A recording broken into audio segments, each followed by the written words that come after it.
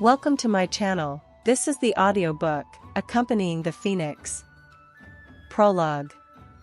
The oppressive sound of thunder echoed as the black clouds from above made the atmosphere even more heavy. The Demon Emperor has issued a command: the Azure Sky King must quickly return to our palace. The long hair bounded by golden hair bands danced with the wind as the sleeve of a robe fluttered between them. The maiden who had been called the Azure Sky King slowly replied, "This king won't return."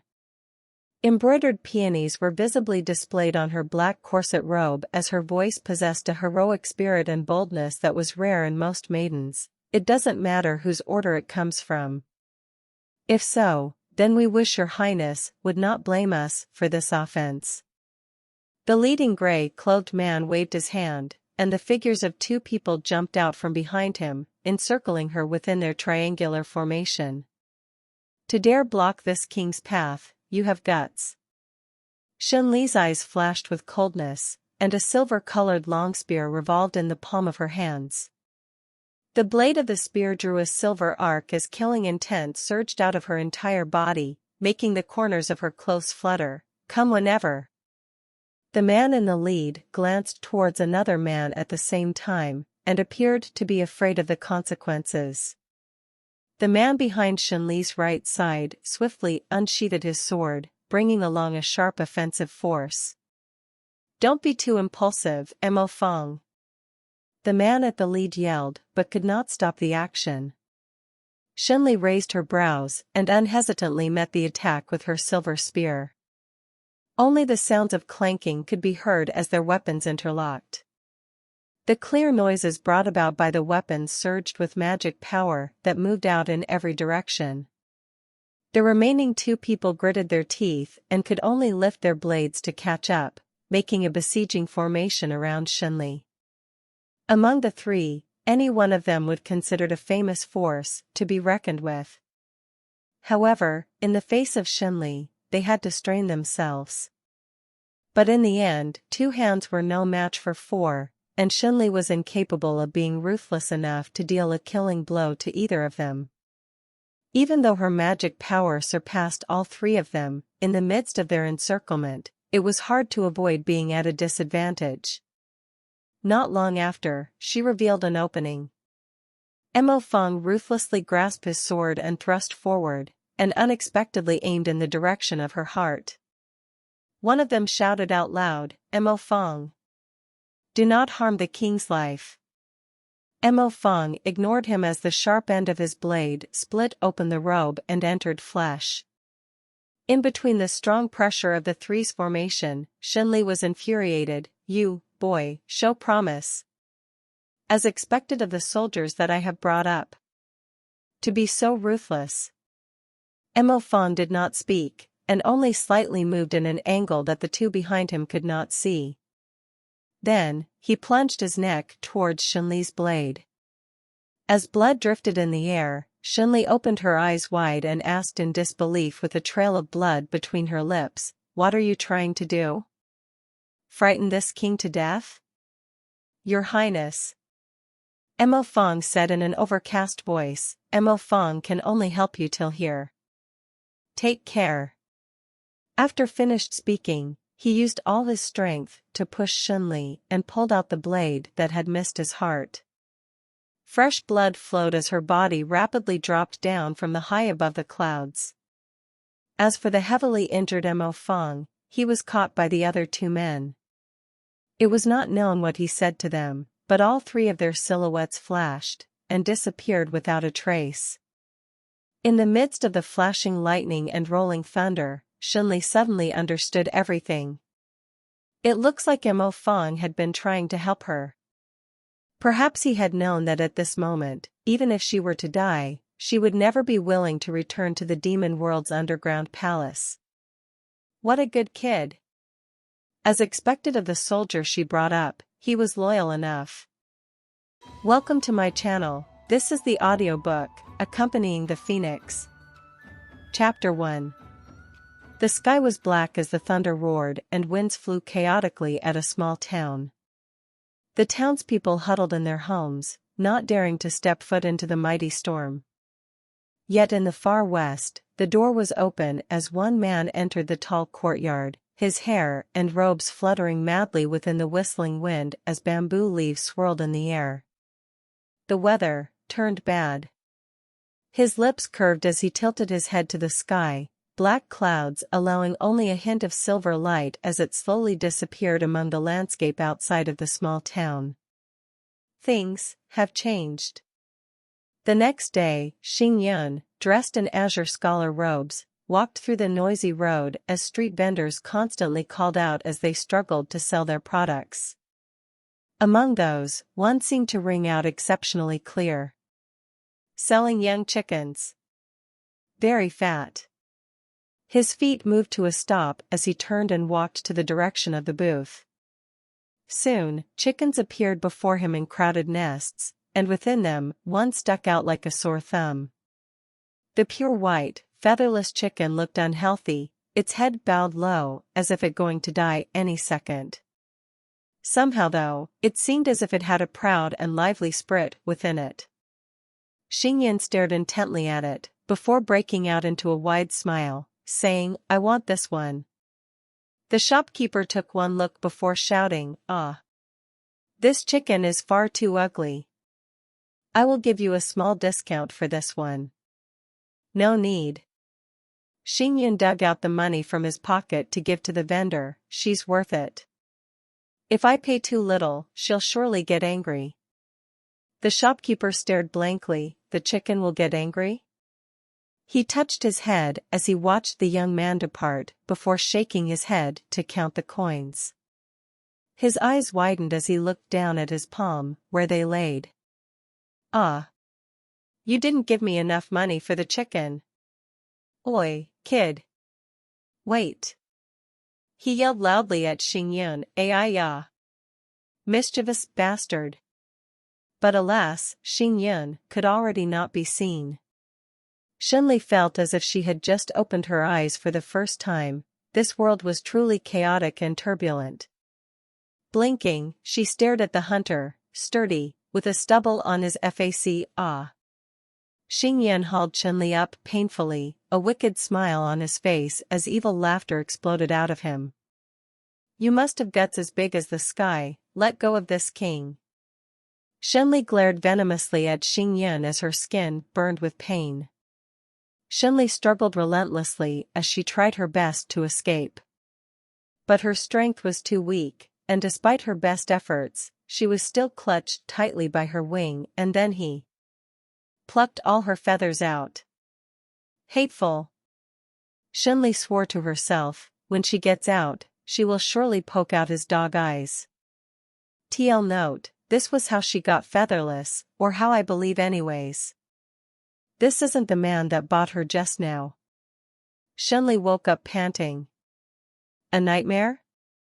Shaking her head, Shen Li lifted her head from the soft grass to peer at her surroundings. It looked as if it was someone's courtyard. Stone steps led up to a small pond as budding grapevines twirled around. Near it, laid a bamboo rocking chair, and in it, was a sleeping man. That man didn't seem to be strong or dangerous, like a hunter, nor did he seem gruff and indecent like that chicken trader. Rather, he was a pale, slender man in azure robes. His eyes laid closed as pockets of sunlight fell on his body. Shen Li is not a shy, naive maiden, and has admittedly seen men even more good-looking than this. However, even in the world of immortals, men of such grace was truly rare. However, Shen Li forced herself to look away. Now was not the time to admire men. She knew that if she stayed in a single place for too long, she will surely be found. She had to go, quickly. Ah! He got up. Shen Li had still not even gotten up, yet the young man was already awake. "Oh? I thought it was going to die," the man sounded. Shen Li turned her head to look at him to see the man sitting on the rocking chair, a piece on mantle in hand. Even though her body didn't move, he smiled at her before throwing the crumbs of his man to one near her. He then made some funny noises, almost chirping like a chicken, as if to coax her into eating. What? Is he playing with her? In that moment, the surrounding air seemed to have gone several degrees colder. Although her original body was that of a phoenix, she was born in a mortal form. From young, she was loved and respected by everybody. At 500 years old, she fought a grand battle and won an achievement from the emperor himself. She was then crowned the Azure Sky King.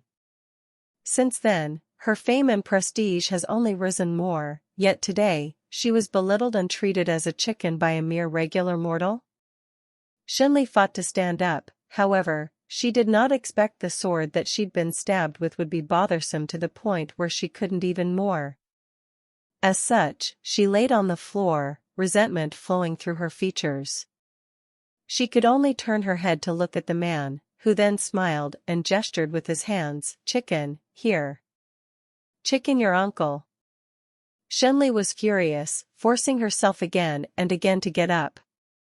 When she finally succeeded, she hopped slowly towards the man, anger in her ey thump. Only to fall after not even 1 foot, her beak landing coincidentally into the mantu. Seeing this, the man smiled. Slowly, slowly. There is still more. He then entered the residence, appearing again with another mantu in his hands. Squatting down in front of her, he gave her a gentle smile and said, Here. Who wants your bread? However, she needed to regain her strength as soon as possible. She dug a hole with her beak and stuffed her head inside. Why couldn't that man just bury himself and die? The man just stared at her bald head, a smile on his lips, then said, If you do not want to eat it then, taking a bath now is good too. He plucked her up by her 2 wings and immediately walked over to the side of the pool. Wait. Do what? A bath? Who wants to take a bath? Hateful. Release this king. This king hair is precious. To damage a single one is to punish their family for 19 generations too. Hair. Shen Li stared at her reflection, not a single hair, really not a single hair left. That day when she was stabbed, she had fell into the forest. A hunter had picked her up. She knew that golden hairs were pried off, but she never imagined that all of them were pulled off. What can she do? The water will be so hot, and from top to toe, there is not a single hair. Not one. What will she do? Shen Li felt her face stream with tears. She suddenly remembered a few days ago, in the royal court, she was laughing at one of the balding officials. She was confused, not understanding why he would be so upset, and laughed at him. Yet now, it was like she was slapping her own face. This must have been karma for that day. Go bathe. Without waiting for Shen Li to protest, he suddenly threw her straight into the pond. Choking, she quickly coughed out water as her will to live surged him. She flapped her featherless wings, quickly, flopping madly against the water. The man was still laughing, but when she saw her gasping for breath, he let out a worried frown. You cannot swim? Can your chicken swim? Do you really not have the slightest common sense? Critically injured, no strength, such torment, she really did not think that she could survive. She thought that today she would die at the hands of a mortal. A long stick of bamboo quickly swept to her, roughly bringing her to shore. She let out a groan, and the man quickly squatted, his hands pushing down at her bare breast. Quickly breathe. If you do not, you may not survive. Her soaked body convulsed violently, her eyes rolling as she fainted. Her last thought was, how lecherous. This man must be doing this on purpose. Xingyan watched with a faint smile as Shen Li fainted, poking her forehead gently. Ah, how impolite. My name is Xingyan, not just a random man. Welcome to my channel. This is the audiobook, Accompanying the Phoenix. Chapter 2. On the second day, Shen Li woke up to see Xingyan feeding mantu to the fish. He seemed to treasure that pond of fish very much, not even caring that his sleeve was soaked. Under the soft glow of the dawn light, he looked as if he was someone that had transcended from the immortal world. Was he truly just a mere mortal? Suddenly, all of her memories came flooding back. This was the very man who had dunked her into the water, and almost killed her. She narrowed her eyes, and stared at him intently until her eyes misted, tracking his every movement. Xingyan turned around casually and said lightly, "My name is Xingyan." He then proceeded to dust his shoulders, readjusted his robe, and started shaking his feet that had long since gone numb from sighting. He muttered, "It's time for my medicine." Before walking back inside, his posture not even straight. Shen Li shook her head. She was certain that something must have been wrong with her brains back then. There was no way that this guy could be anything but a mere mortal. No matter how she looked, she could only describe him with one word: ordinary. Not bothering to think more on the topic due to a more pressing crisis at hand, Shen Li tried to move her body, amazed to find that her body had by far exceeded her own expectations. Her self-recovery seems to be currently far better than yesterday's, despite the torment she was put through. Shen Li chose not to think deeply about that, instead choosing to take a deep breath and check her spirit power, only to find none. She sighed. It seems that spirit power is really much harder to recover as compared to physical strength. Although her lack of spirit power may be able to hide her from the demon world's underground palace, that came with a heavy price. She knew that in her current situation, the demon emperor will inevitably find her. When he does, if her spirit power still hasn't returned, she would not be able to raise a single finger in defense. "Big brother, come." Shen Li was thinking, when a voice called out suddenly behind her. She turned to find Xingyan, dressed again in an azure robe, mantu in hand. "Eat a bit." Shen Li was about to coldly ignore him, but then she remembered yesterday's crime of refusing to eat, which resulted in a cold bath. Her body stiffened as she hesitated before taking a small bite at her end. Her pride took a large blow as she retracted her neck, not daring to walk in front of him superiorly as before. Shen Li noticed a faint herbal scent coming from his robes. This time, Shen Li looked at his face in total concentration. His face was pale, lips were white, and his eyes had dark circles, looking very uncomfortable. Great! Shen Li was very worried that this mortal would spread rumors about her, Shen Li being unbearably ugly. However, if he was going to die soon, then there would be no need to fear a man who could take this secret to his grave. To others, she would still be the grand, majestic, and beautiful Azure Sky King. Her heart felt relieved as she discarded her pride and took a big bite out of the mantu. Shen Li's eyes lit up. Why, mantu can actually be so delicious? Before Xingyan could react, Shen Li snatched the mantu and devoured it in a few huge bites. As a phoenix, Shen Li obviously had no need for food or water to survive. However, Shen Li always liked eating meat, and has never touched any bread before in her whole life. She picked the mantu completely clean, not even leaving a single crumb. Finally, Shen Li lifted her head up to stare at Xingyan. She was surprised to find him looking at her with gentle eyes and a happy smile, as he lifted his hands to pat her head. What she does not realize, however, is that for a pet, this is all completely normal. When the hand reached her head, her heart rate shot up, and she quickly stuffed her head inside her wing.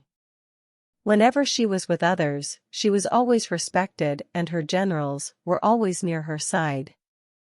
Even if she is just a few steps away from a man, he would begin to shiver uncontrollably, so who would dare to look at her straight in the eye? However, her heartbeat immediately calmed down. After all, she had seen many handsome royals and princes throughout the ages. She quickly brought out her head, before impolitely rapping Xing Yan's knee with her bare wings, and her pecked her beak. "Oh? You want another?" Xing Yan smiled. "Not today, I have only made that much."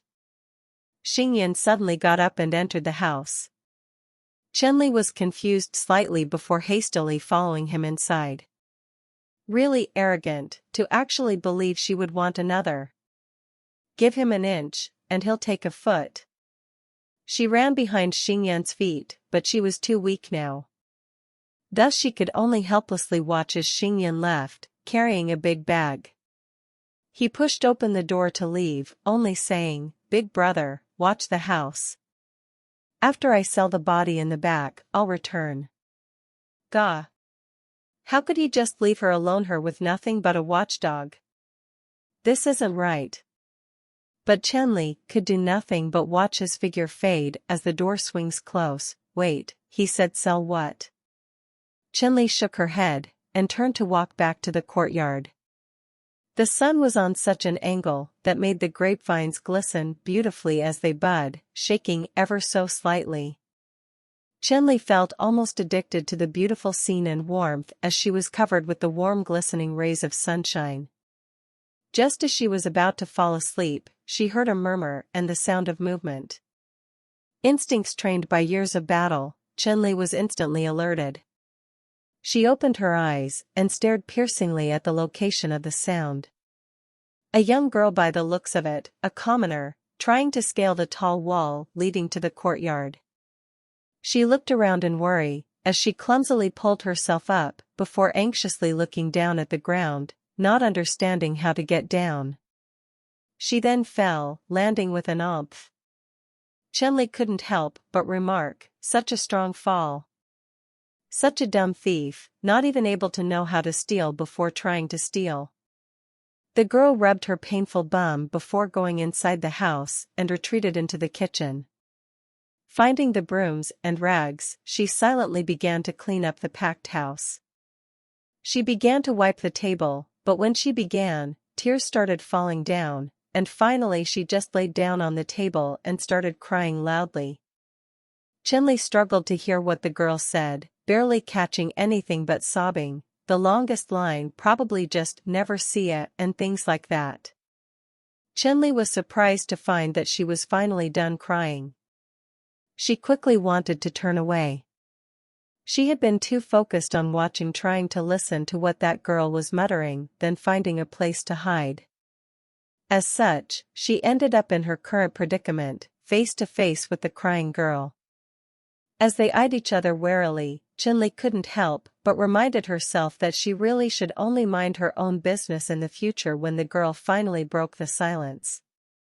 "AI, Brother Xing, really? You plucked the chicken, and now it's running free? You can easily get a delicious meal just by making stew with it." She wiped her tears with her hands, and said, "You can be considered as the last meal of farewell I shall make for him." "Meal your uncle? Who are you to dare and try to make a meal out of me?" Shen Li was shocked to see her actually get out a stew pot and say, "AI, you really are so filthy that I could die, running around the house like that." Shen Li really wished she could just spray paint herself with feces, and just let her die like that. Shen Li's current physical strength still isn't all that good, but the girl was just too stupid as well. She used a variety of techniques to catch her, but Shen Li always managed to somehow run away. Seeing this, the girl began to become infuriated. "It really seems like this little girl wants to play hardball, eh?" Shen Li wanted to use her wings, but they were plucked bare and were incredibly difficult. In addition to that, just how easy did it seem to do that whilst running away from a mad woman? Welcome to my channel. This is the audiobook, Accompanying the Phoenix. Chapter 3. The courtyard was built really well, to the point that when Shen Li searched for a gap to hide in, she couldn't find so much of a crack. Shen Li has never felt so frustrated or angry.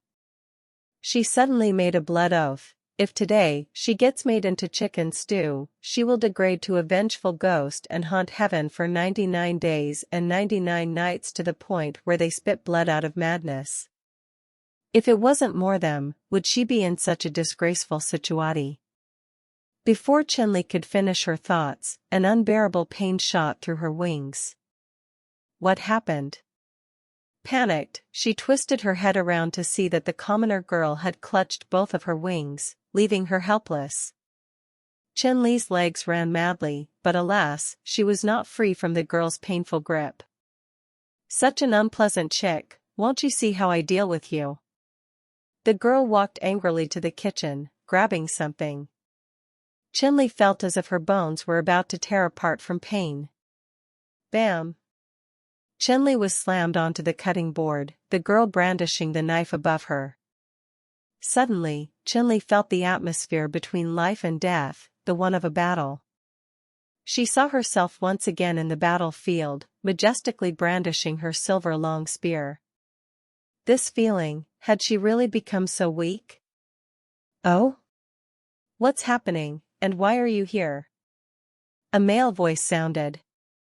In this moment between life and death, Shen Li struggled to turn her head to stare at Xingyun. The sun coiled around him, looking as if he was an angel, a merciful savior. But in that moment, the knife chopped down, blocking her view. The girl raised her hands in a defensive posture, and blushed.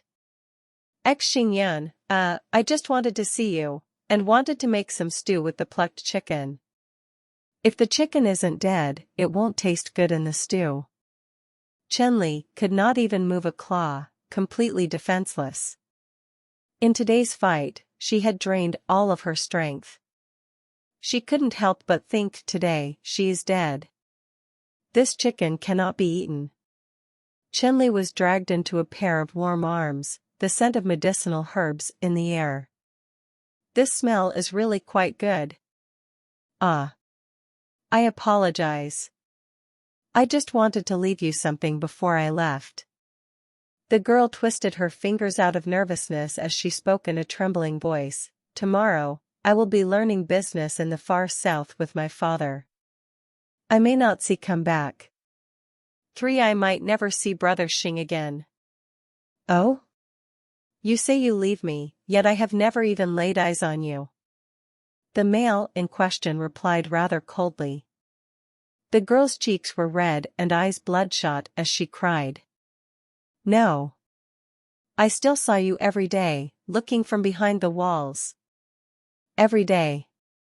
She looked so pitiful that even Shen Li could almost not help but not blame her. Ah? Too sad, too sad.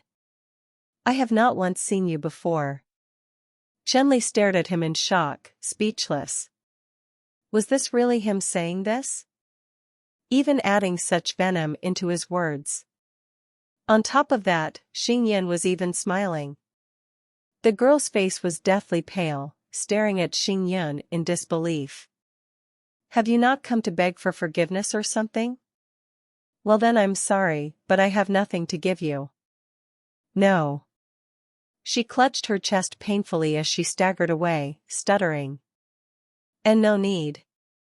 Xingyun only waved, a calm smile still on his face. Like nothing had just happened, he put Shen Li down and picked up the kitchenware. Well then, what to eat for dinner today?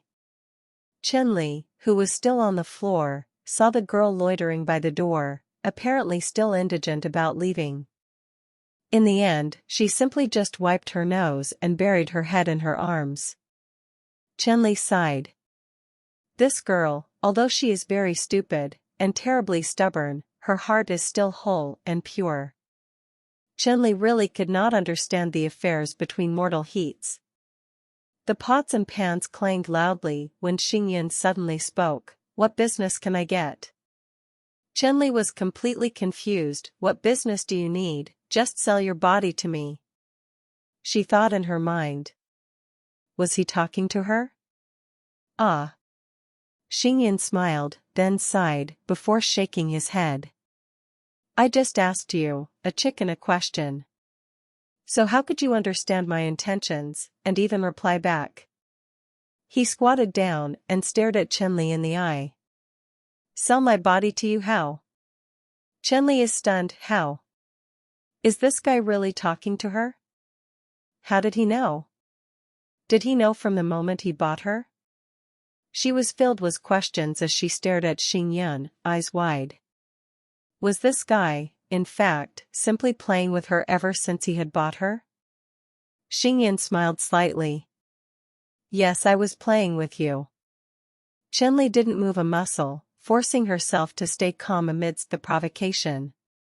Also, my name is Xingyun, not this guy, and again, how would I sell myself? Pretending to sell himself. Binding her.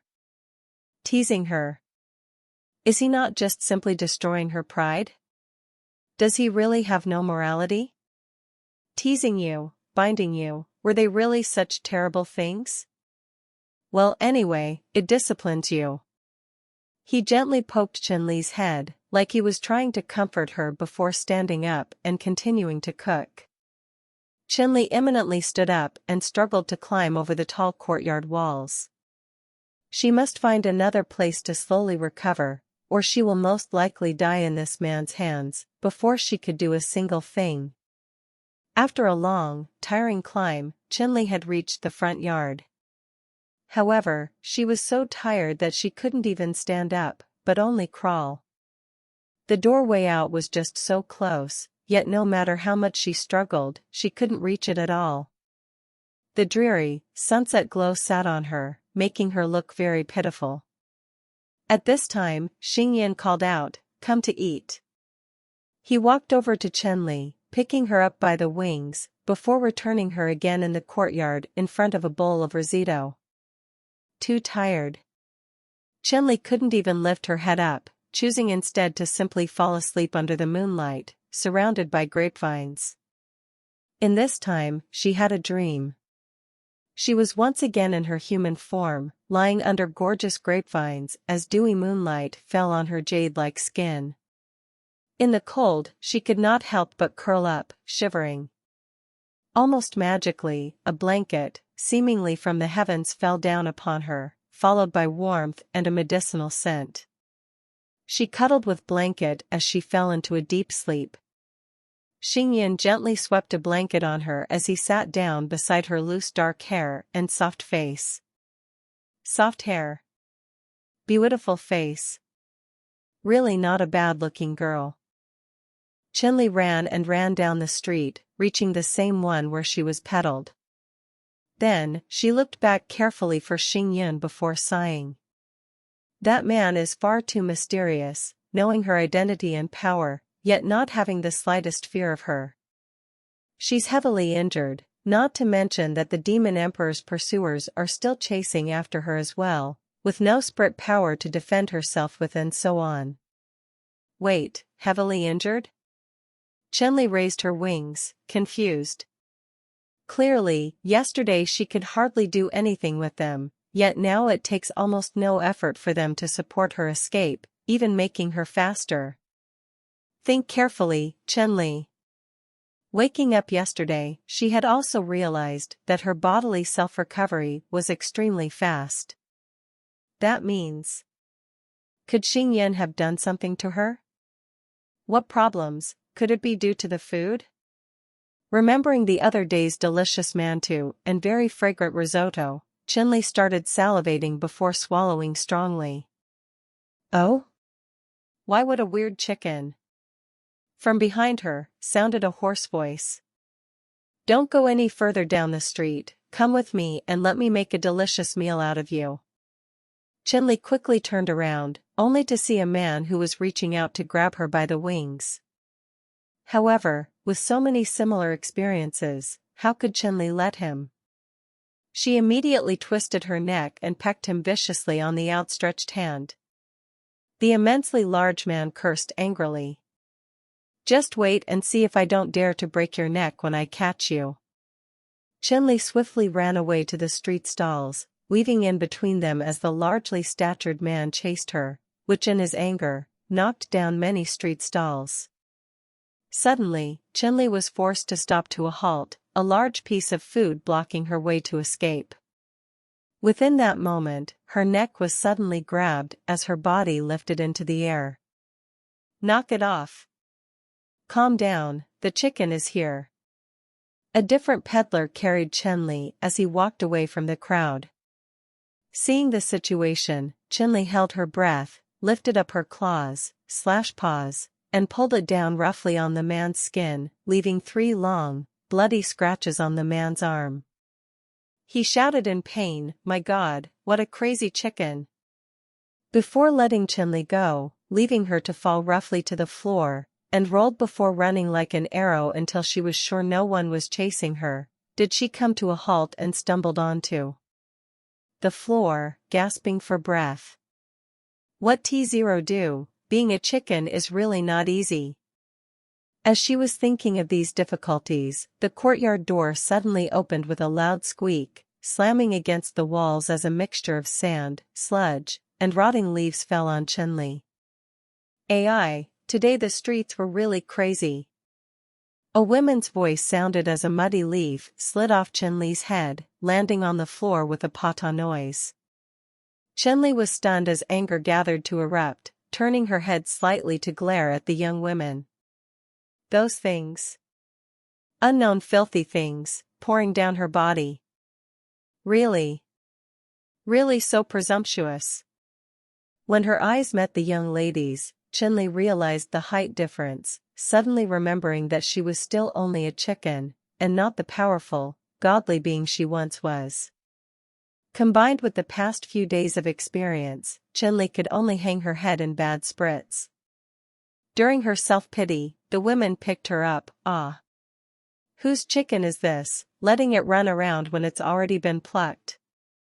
Shen Li struggled desperately, her legs kicking out wildly, when she was surprised to see a man come out of the house. "It's no neighbor's chicken, I do not know where it comes from. Today, I worked hard with many jobs, why not make a delicious stew with it?" "Stew your uncle." Shen Li was very angry, wanting to scold loudly, "You see a chicken, you want to eat it. Chickens are lives too, how could you all not care a single bit, ah?" The man walked to the exit, the women sending him to the door. He grabbed the woman's hand before touching her head gently. "Today, lady has worked hard." The woman blushed crimson, her hand loosening.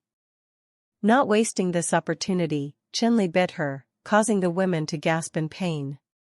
Freeing herself, she fell heavily to the ground before fleeing away desperately, leaving the couple to do their own things. Shen Li didn't stop running until it had already become noon. Since she fell into the mortal world, she had met at least 10 people who wanted to eat her. Far too tired and hungry, she fell but first into the river, swallowing 2 gulps of water in the process. She looked quietly upon the cloudy sky, looking like it was going to rain, and sighed. "Why it seems you wish to play me to death." A sense of desolation and loneliness spread from her. The rain rained steadily, pounding in a heavy rhythm. Within it, Shen Li forced herself to get up. She turned around, surprised to find a man with white skin and robes of a scholar behind her. Their eyes met. Shen Li couldn't help but be moved. Only after traversing the deepest levels of hell may one find that even the ugliest dandelion can soothe the soul. Although Xingyin couldn't be compared to weedy dandelions, from Shen Li's point of view as a chicken, it really didn't matter so. Xingyin stared into Shen Li's eyes for a long time until his lips twitched slightly, and then he laughed. He actually is laughing. Xingyin murmured, "Foolish chicken," before turning backwards and retrieving and opening a paper fan from his basket as he took slow steps towards Shen Li. Shen Li is unable to run anymore, wouldn't run. She wondered, what kind of creature is Xingyin? She is at the end of the line, but then she suddenly thought, even so, the worst outcome is to be made into stew. Whatever the outcome, she can accept death. With a wave of the paper fan, the once cloudy sky seemed to have instantly turned sunny. Cluck, I thought that when you ran away, you would never return. I never would have thought that you came back, waiting for me. Shen Li hung her head in an effort to ignore him. Xingyun, not minding how dirty she was, plucked her from the river and placed her in the basket. You really are impressive, escaping for a mere half a day and managing to embarrass yourself this much. Really remarkable. Cluck. Go on already. Shen Li couldn't help but snap, cluck, to speak so much nonsense. Xingyun smirked in reply, no longer speaking. With just a wave of the paper fan, the rain was completely blocked, not even a drop falling onto Shen Li's naked body. Exhausted from earlier, Shen Li stayed on his basket obediently, not taking long before she fell asleep. A chill spread from her as she dreamed, subconsciously stretching her claws and her beak snapping to bite someone in the air. You, a broiler chicken, really is courageous. Xingyun grabbed a stew ladle as Shen Li took a slight step backwards. Shaking water off her meaty wings, Shen Li guarded against Xingyun as she stared at him. That's for use for what? Xingyun smiled and asked her, right now, your claws are filthy and filled with grime. I can help you and wash you, or would you rather swim in the pond again? Shen Li looked the other way, finding herself a big basket of wild ginseng. Using her sharp claws, she immediately cleaning her claws on the bumps. Xingyun grabbed her paws. Stop. Damaged ones don't sell well. You selling these herbs? What else? Xingyun pulled her paws to the sink as he rubbed to wash all the mud away. When he was done, he grabbed the other paw, rather liking the process similar to preparing a meal. He smiled, peering at Shen Li. Do you know where I get these? Too close, too pretty of a face, Shen Li's heart momentarily stopped beating. Watching Xingyun smile, she actually had the feeling of being molested. Angrily, Shen Li shouted, presumptuous. Her beak jabbed forward, pecking the unguarded Xingyun straight on the nose. Xingyun backed up, clutching his nose for some time, still not lifting his head. Within Shen Li's heart too existed a strand of ill will, but when she saw Xingyun's bent head, worry surfaced. She wondered if the words were too harsh, if he was offended or angered, what to do. Not to mention, if he deals with herself now. Shen Li kept silent. Shen Li was anxious. When she looked at Xingyun, his shoulders were trembling violently. But then, she somehow saw and heard him laughing wildly. Shen Li grew increasingly bewildered and was stunned. Is her beak poisonous? Did she manage to peck him crazy? Xingyun used his hands to push him back up, and with a red and swollen nose, not the least bit afraid, came over to Shen Li and patted her head. AI, really impressive. Not the least bit fazed, he simply taking the brush, began to work on the wild ginseng. Shen Li sat down in the sink, confused. To not be able to see though, one. This really is her first time. Dumb chicken. When Shen Li heard the murmur, she looked up only to see a ball of mud to slap her in the face. Dirt dripped down her face, landing with a loud plop, and blocked Shen Li's nose. Shen Li rubbed her nose, struggling to breathe, but then the sand got into her mouth, causing Shen Li to cough and roll around in the sink. Xingyun just continued to wash the ginseng, calmly. That guy. That guy. How could he be so childish? Such petty revenge, ugh. Yet, Shen Li decided to stay sit at Xingyun's home for two reasons. First, somehow, her physical recovery is very fast here. After 2 to 3 days' time, her left wing has already healed. Second, she does not want to be caught by her pursuers. Shen Li is worried about when her magical powers will restore. If it remains useless, then she doesn't know when she can get out from here, and when the demon emperor will come for her. Thankfully though, the time in heaven is far faster than the times on earth, resulting in a lot more time for her. Come to eat. Xingyan called for Shen Li, causing her to jump up and head for the kitchen. Shen Li believed that Xingyan's food was the reason for her fast recovery, so she always eats it all without so much of a crumb left. However, why Mantu again? Shen Li stared at the dish, before kicking it with dissatisfaction. Even if it is delicious, eating it every day would obviously make one feel sick, But more importantly, she wanted meat. Not tasty? It's tasty, but I want meat. Too poor, So quick. Shen Li hesitated and closely observed at Xingyan, who was still gnawing on the mantu. Isn't eating meat occasionally okay? You are not wealthy, but you also do not look the least bit poor, right? Xingyan smiled at Shen Li. Too poor, my temperament really too poor. Although Xingyan voiced it casually, it was he that said it after all. Shen Li turned to look in the yard at the growing ginseng. What about all of those ginseng you sell? They should fetch a lot, no? The proud ginseng seller simply replied, you do not think that ginseng could never get disease and fall ill? Shen Li was defeated. After hesitating a long while, not daring to say any more, she simply ate her mantu in silence. It was the middle of the night. Shen Li decided that Xingyan must be asleep. The moonlight shone everywhere. Shen Li took a deep breath, and the moonlight. Gashing out with her claw, she pointed ferociously at a stone in front of her. For a moment, it looked like a ball of gold, but before one could see closely, it flashed powerfully and once again turned into an ordinary stone. Shen Li sighed. It really didn't work after all. Her body is devoid of spirit power, not even being able to do a simple Midas gold spell. She slumped on the stone, experiencing her first frustration of life. Shen Li looked into the darkness at the house. The night wind spread out the herbal scent from the house.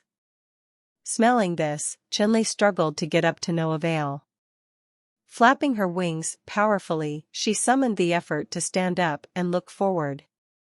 Xingyan could be considered as one who helped her dearly. When one receives grace from another, it must be returned. She also believes these truths.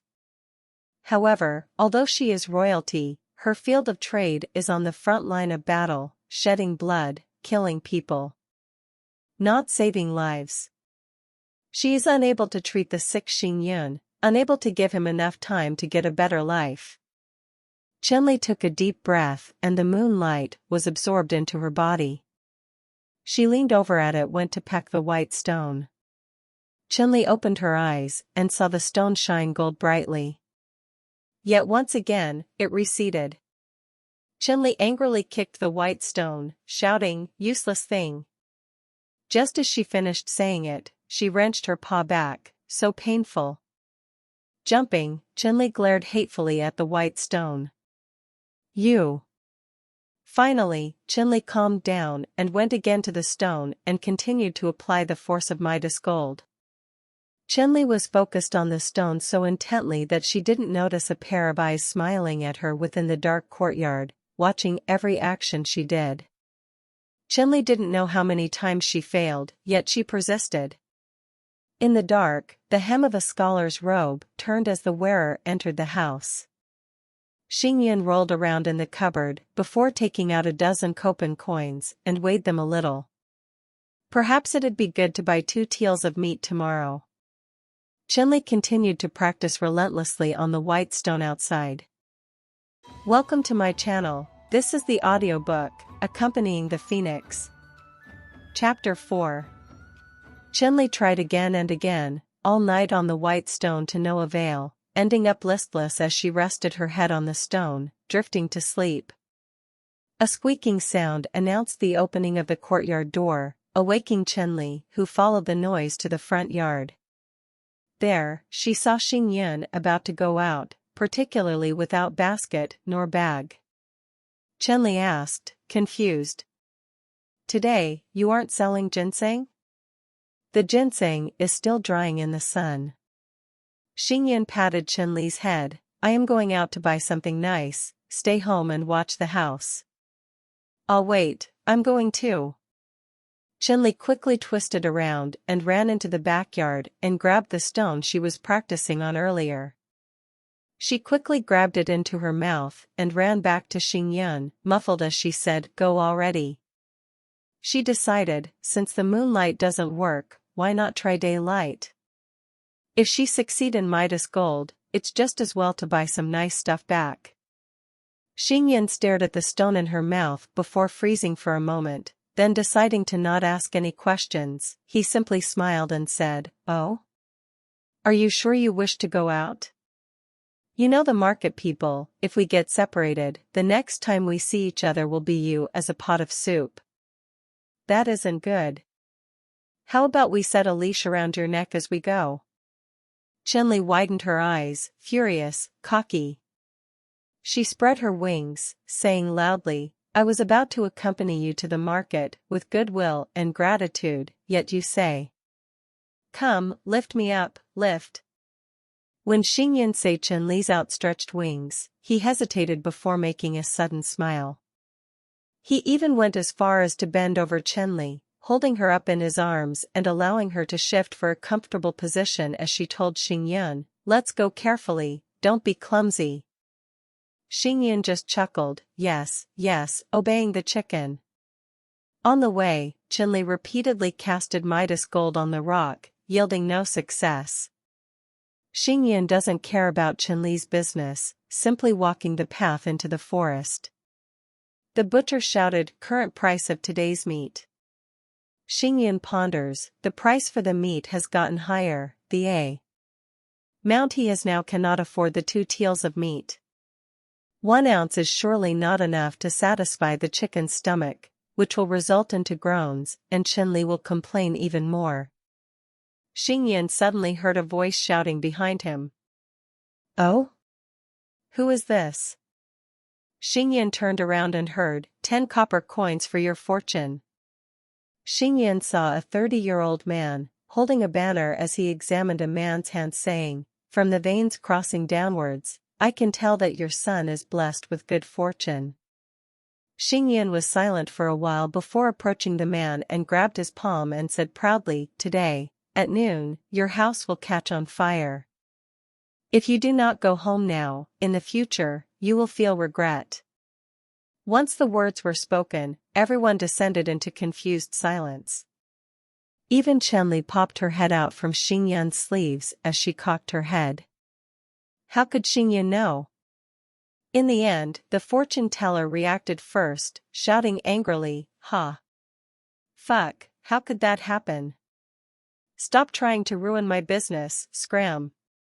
Other young men saw the commotion, seeing how confident and assured Xingyan is. Many of them started to believe him, rather than the fortune teller. He himself hesitated for a while, before finally taking his hand back and walked quickly into the direction of his home. Shen Li poked his arm gently. "Why did you lie to him? Don't struggle." Xingyan touched her head. "It's for the 2 ounces of meat." Xingyan hardly finished saying his words, before the man turned around angrily. "I say, I did nothing to offend you, yet you are robbing my business." Facing each other, Xingyan was calm. "It isn't robbing your business, what I said is the truth. If you truly do not believe, then in 24 hours later, if my words become true, then you must be willing to give me all your money." "Huh. Between the 2 of us, obviously I am obviously right in my fortune telling. How favorable for me." The fortune teller swore. "I, Wang Banxian, have been in this business for so long, why would I believe you? Therefore, let us make a deal in front of everybody. If this kid does not come back, or what you said wasn't accurate, then you," he looked straight at Xingyan, "you must give me the broiler chicken." Shen Li exploded with anger. her wings opening up powerfully, yet Xinyan only quietly pressed them down. "Relax. I'm here. No one is taking you away." She didn't know what kind of strange power his words had, but she, who was always going ahead and confronting everything herself, was actually comforted by his words. In this rare circumstance, she chose to believe him. Such a weak mortal being protecting her. It really feels amazing. Time went by slowly. Afternoon, the young man still hadn't come back. Wang Banxian gradually became pink as he felt more and more prideful. Yet Xingyan still wasn't the least bit fazed, only occasionally glancing at the meat shop, listening carefully as the prices got yelled. After an hour, the fortune teller Wang Banxian laughed. "Ha! This guy has still not come. Give the broiler chicken to me." "Why should I give the chicken to you?" Xingyan lightly replied. "Is he not over there, on his way back?" Wang Banxian looked at the alleyway. "Nonsense. Where is the man and son?" At that second, two figures appeared at the end of the alleyway, and upon a closer look, it was the father and son. They quickly approached Xingyan together before bowing deeply. "Many thanks, brother. Ah, if you hadn't convinced me to go back, I'm afraid my children would have been long burned to death in the woodshed." Thank you, uncle." The child bit his fingers, a dazed look in his eyes. The young man laughed, and quickly said, "I'm sorry, I have nothing more but this. My wife has been curing this piece of meat for 2 years, look, you see?" Shen Li eyed the piece of bacon disdainfully, before shining at Xingyun with a light in her eyes. Xingyun shook his head decisively at the young man in reply, saying, "I am a gentleman." The father-son pair headed home happily. Wang Banxian looked at them bitterly, before turning to look slowly at Xingyun, who had his hand outstretched. 10 copper pieces. Wang Banxian slapped his forehead and said, "Ha, really a gentleman. Not at all scary, this can easily be ended as compensation." He took out a bag with 10 coppers and slammed it into Xingyan's hand. He then left, only saying, "HMTH, count it yourself." Xingyan only smiled provokingly. "Soon, in the near future, all your good fortune shall rot and your family will face internal destruction." Wang Banxian shivered, and quickly ran home down the street. A few days later, news of Wang Banxian was quickly heard and gossiped about around the market. Apparently that day he came back home with no money. Thus, his wife took a shoe and ferociously slapped him on the face, screaming and asking why he made not 1 penny. Since then, his face has been scarred red and bloody, and hasn't made another penny since. Why did Shen Li know of such boring news? Because ever since that happened, the whole town suddenly knew of the real fortune teller. Far and wide, even the neighboring towns had heard of a real miracle fortune teller that could actually see one's future. Seeing this piece of news, Shen Li looked up at Xingyun. "Why, it seems that you actually do know real fortune telling." Xingyun shrugged. "Just a bit." Shen Li was silent for a long while before finally speaking again. "Revealing the future, the gods will not accept this." "I know. That is why, on most days, I am selling medicine." Xingyan's voice was calm and solemn, but when he saw Shen Li staring at him intently, his face broke out into a smile. "It is heaven's nature. To prevent suffering for another, they themselves must suffer in their stead. Everything must be balanced." Shen Li, who was not entirely clear on the matter, suddenly felt awakened. His life is already destined to be short-lived, so as such it did not matter if it was to be shortened anymore anyways. Shen Li was surprised that a mortal could glimpse into the truth, and yet, with heaven being so secretive. You can imagine that if he had a healthy body, his power and knowledge would most likely be enough to even be able to bite back at the heavens. Xingyun. Each time she digs at his identity, the truth only seems more bewildering. In the outside, the rumors have only been exaggerated to no ends. However, it did not at all affect Xingyun's day-to-day life. He is simply still taking care of his day clinic, the sun is still rising, and the fish are still swimming. One day, Shen Li was bathing in the sun by the lake, bored, and asked Xingyun, "Why not make a living out of fortune-telling? You are so talented in that aspect.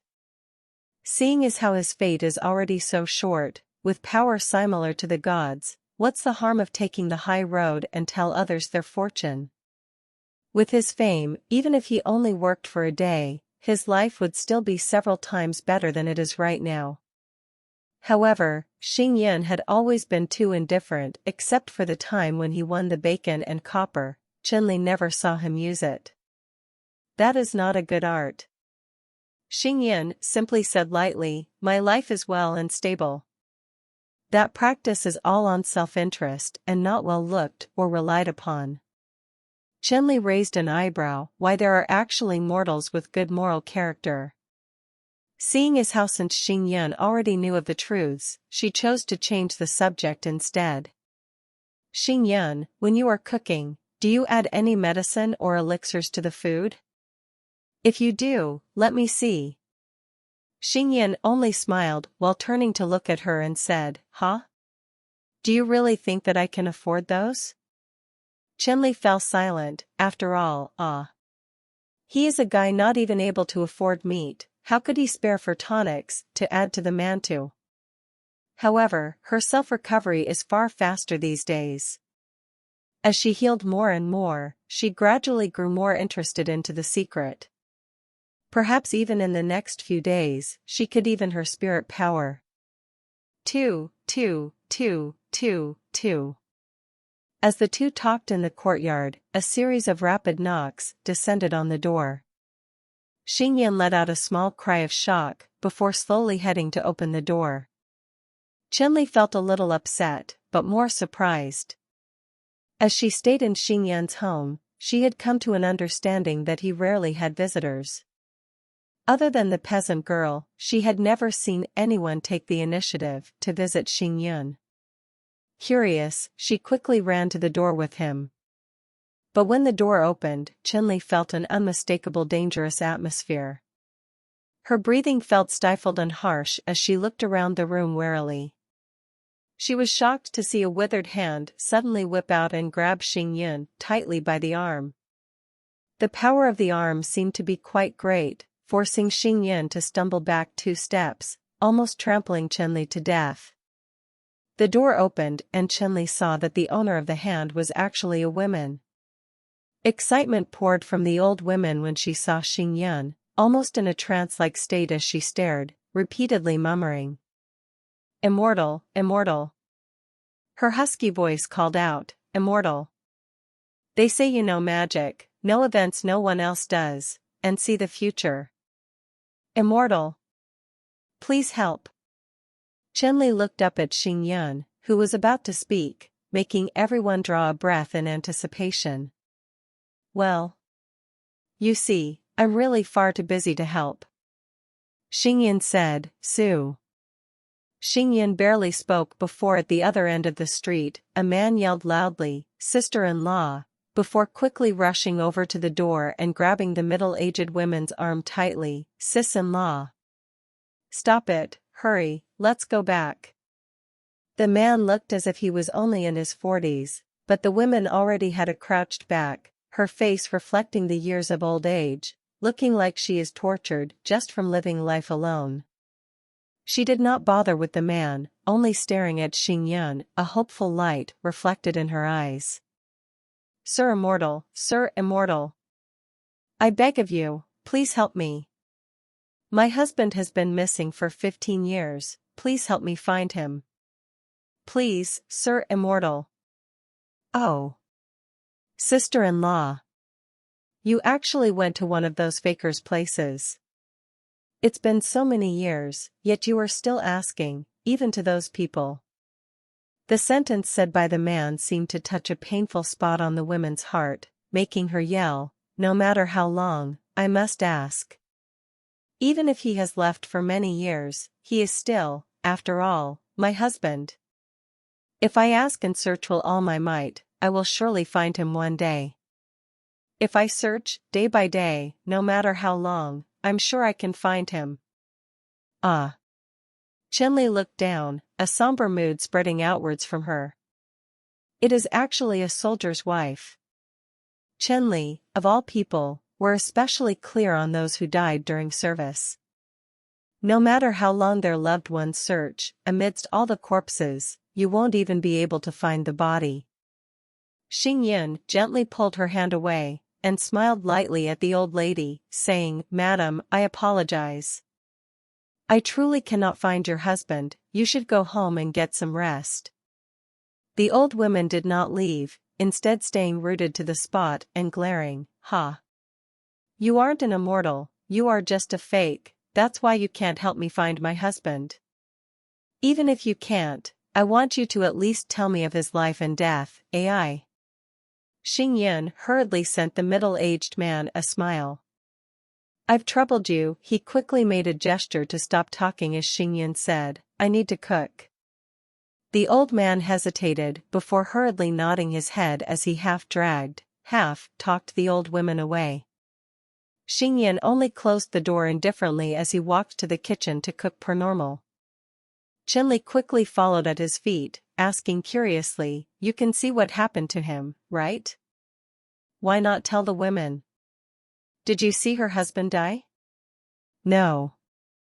Xing Yun only said lightly, "I did not see anything at all." Shen Li stared at Xing Yun, shocked. But. Shen Li kept repeating that word for a long time, not knowing what to say.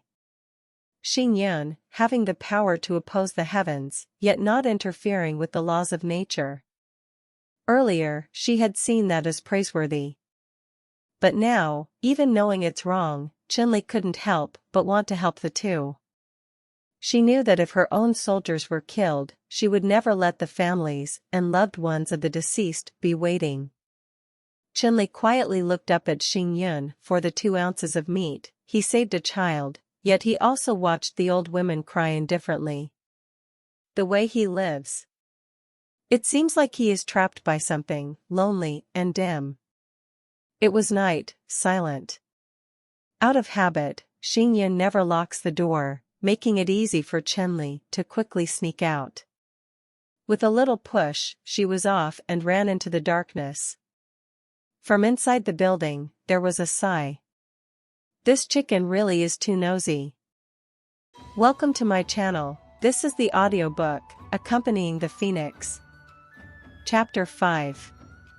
Shen Li followed the scent trail of the two from before, finally ending up to the entrance to a small dwelling.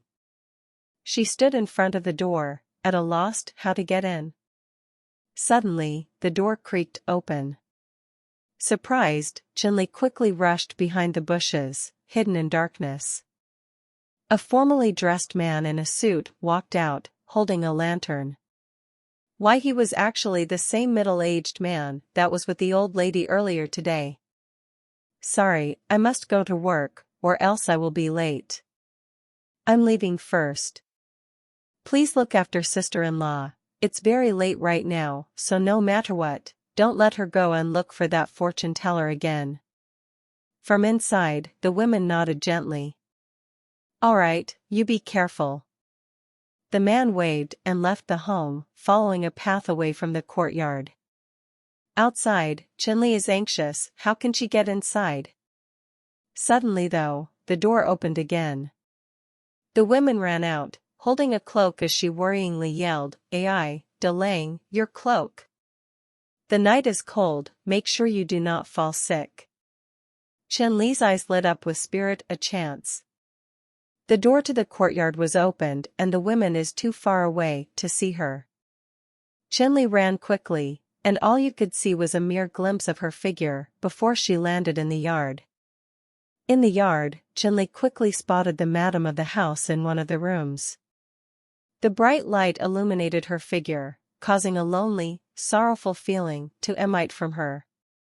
She just sat there, sewing as her silhouette fell on the grass in front of Shen Li. The door to her room was open, so Shen Li quietly explored the house before poking her head in through the crevice between the door and wall. At a glance, she immediately understood why she had felt that unquestionably dangerous feeling when she first saw the old lady. Behind the women, a young man dressed in a suit of shabby light armor gazed at her softly. His eyes were gentle and a smile was on his lips as he watched the old women mend the clothes. His face was so tender, as if he was looking at his most beloved treasure, yet whom he couldn't touch. Earlier, it was day and the sun was shining too brightly to see him clearly. However, now that it's night, his form and body is very clear to see. To think that her husband has turned into but a mere spiritual conscious. Shen Li couldn't help but let out a sigh. The reason why she could never find her husband wasn't because she wasn't trying hard enough, but rather due to him being with her all along. However, when she let out the sigh, she didn't expect for the armored man to hear her. Turning around swiftly to glare at her. The static, black eyes turned crimson as he opened his mouth, spirit power overflowing as he rushed over to a shocked Shen Li. Her wings unfurled as she flapped them madly, "Stop!" But the spirit ignored her as the spirit power infulged her, causing Shen Li to stagger and roll backwards, knocking down several pots down as well. Stop! Stop! Shen Li coughed violently, forcing off the pressure on her neck. The spirit did not reply, just staring at her coldly, ready to attack Shen Li again. Shen Li's mind ran madly, thinking of ideas when she blurted out, "I'm here to help you." When the man heard this, he relaxed slightly, his face softening a little. Shen Li let out a sigh of relief, about to continue. However, at that moment, a side door opened, revealing the young women. The young woman was unable to see the spirit, so she could only look at Shen Li weirdly. "Why is there a plucked chicken here?" Immediately turning around, she rushed out only for a stone to drop on her head. Her eyes rolled back and fainted. Behind her is a dirty Rongjun who threw the stones. With an air of frustration, he mocked, "Cluck, cluck, cluck, of course a little chicken has to go run around looking for trouble." Shen Li looked at him, too shocked to care about the comment. "How did you get here?" "Climbed a wall." Rongjun replied before picking up Shen Li in his arms and scolding her. "Don't you know there's a curfew? Back, now." "Wait." Shen Li shot up, standing in front of Rongjun's face, before pointing at the spirit.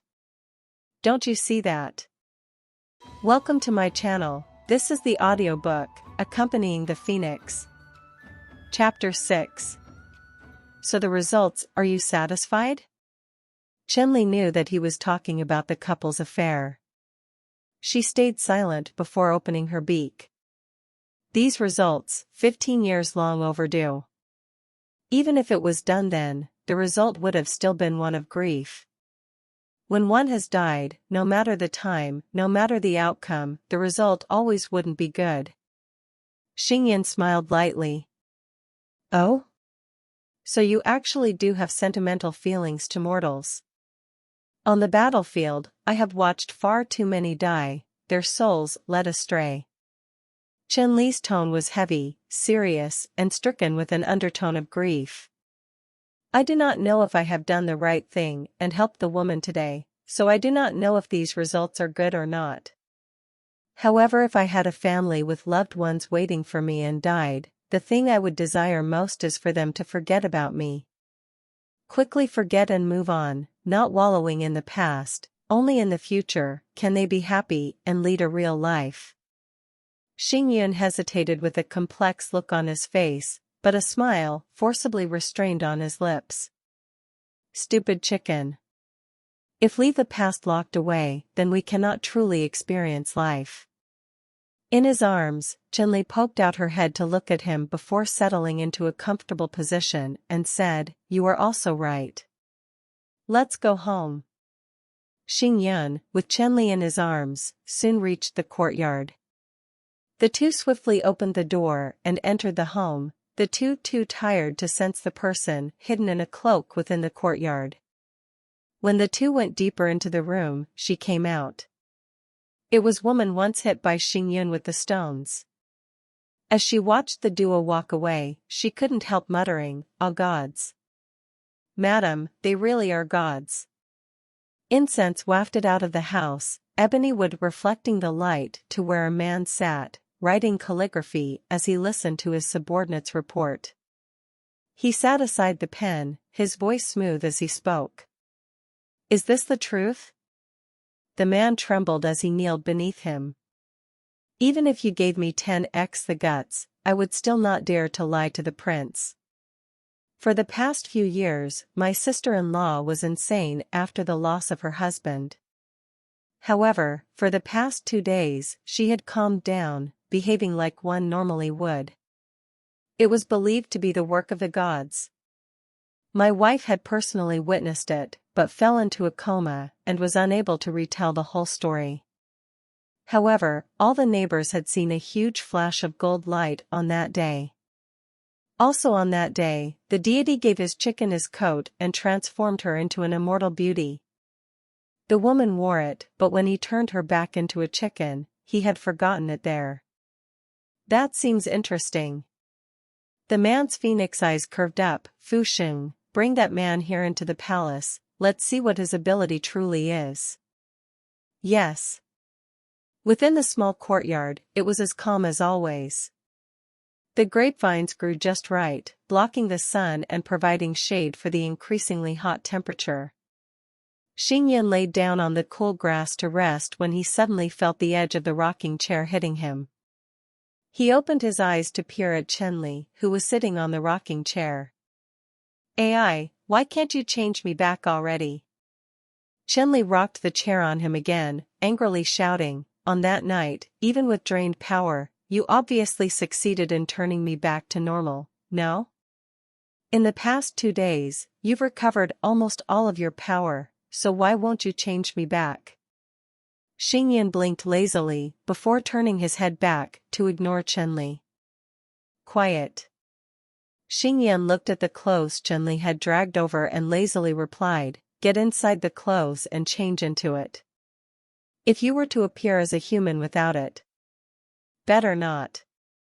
His voice quieted as he suddenly remembered when she had appeared as a human before. Her back was straight and tall, her beauty radiant. At that moment, Xingyan really could not figure out who or what she was. As Xingyan thought, Shen Li stood up to look at him. "That day, you had used a powerful array. Can you construct another one? Or are you using the day or moonlight's essences instead? Those arrays don't need to be set up again." Xingyan laughed lightly. "After so many days, you still cannot feel it?" Shen Li was stunned for a few seconds before turning to look left and right, noticing that the stones were all placed at certain sections, the grass all growing in accordance to special rules.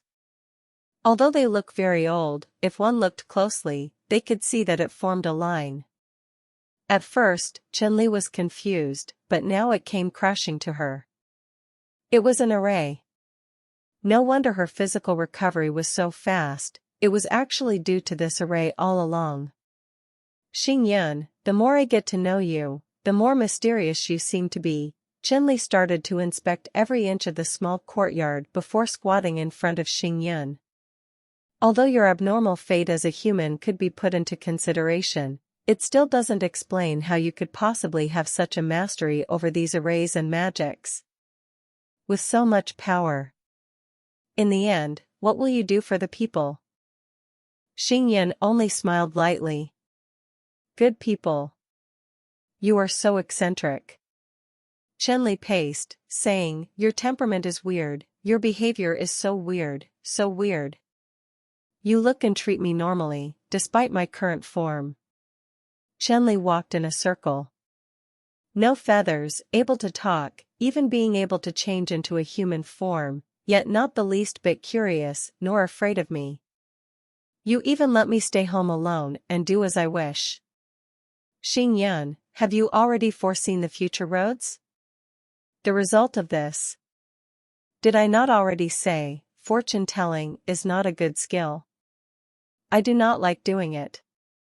I ignored your origins merely because I simply wish for nature to take its place. I can accompany you peacefully without any need to know of your background. If I dig too deeply, I may end up farming myself. Right now, I can do as I wish. There's no benefit. So why should I? Hearing this, Shen Li was stunned into silence. Only after a brief period of time did she open her mouth to scold sternly, "You must have been a rotten ass that got kicked out of heaven, now."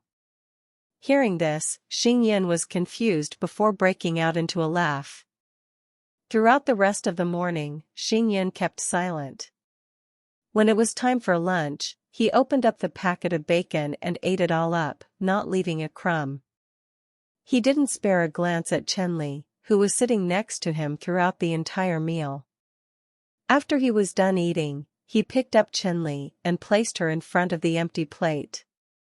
There was only 2 drops of oil left and not a single hint of meat. From the side, Xingyun sighed with satisfaction as he rubbed his stomach and chuckled at Shen Li. "Look, see, I just wanted to prove that I am not indeed a rotten ass that has fell down from heaven. Ah, see, look how nice I am." After saying his words, he left, taking the plate with him. He didn't even allow Shen Li to have those few drops left, leaving her to vent out her rage on the poor table. "Spit it out. Spit it all out, you dumb thing." As Xingyun walked inside the house, the doorbell rang. Letting out a small cry of surprise, Xingyun went to open the door with the plates in hand. In the front yard stood 3 tall men, all wearing fancy clothing and a sword in hand. Looking closely, they actually looked like the guards that were in the old lady's home. One man stood in front, wearing a red collar on his garment, whereas the other 2 wore cyan. Standing in a line, they looked solemnly at Xingyun. The red one started speaking, "The prince invites you to the palace." "Sir, I think you've got the wrong man." Xingyun chuckled lightly before taking a step back, wanting to close the door.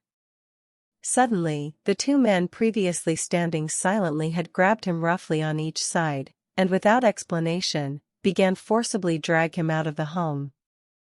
In this moment of carelessness, the plate Xingyun had carried over fell on the ground. With a loud crack, it shattered into pieces.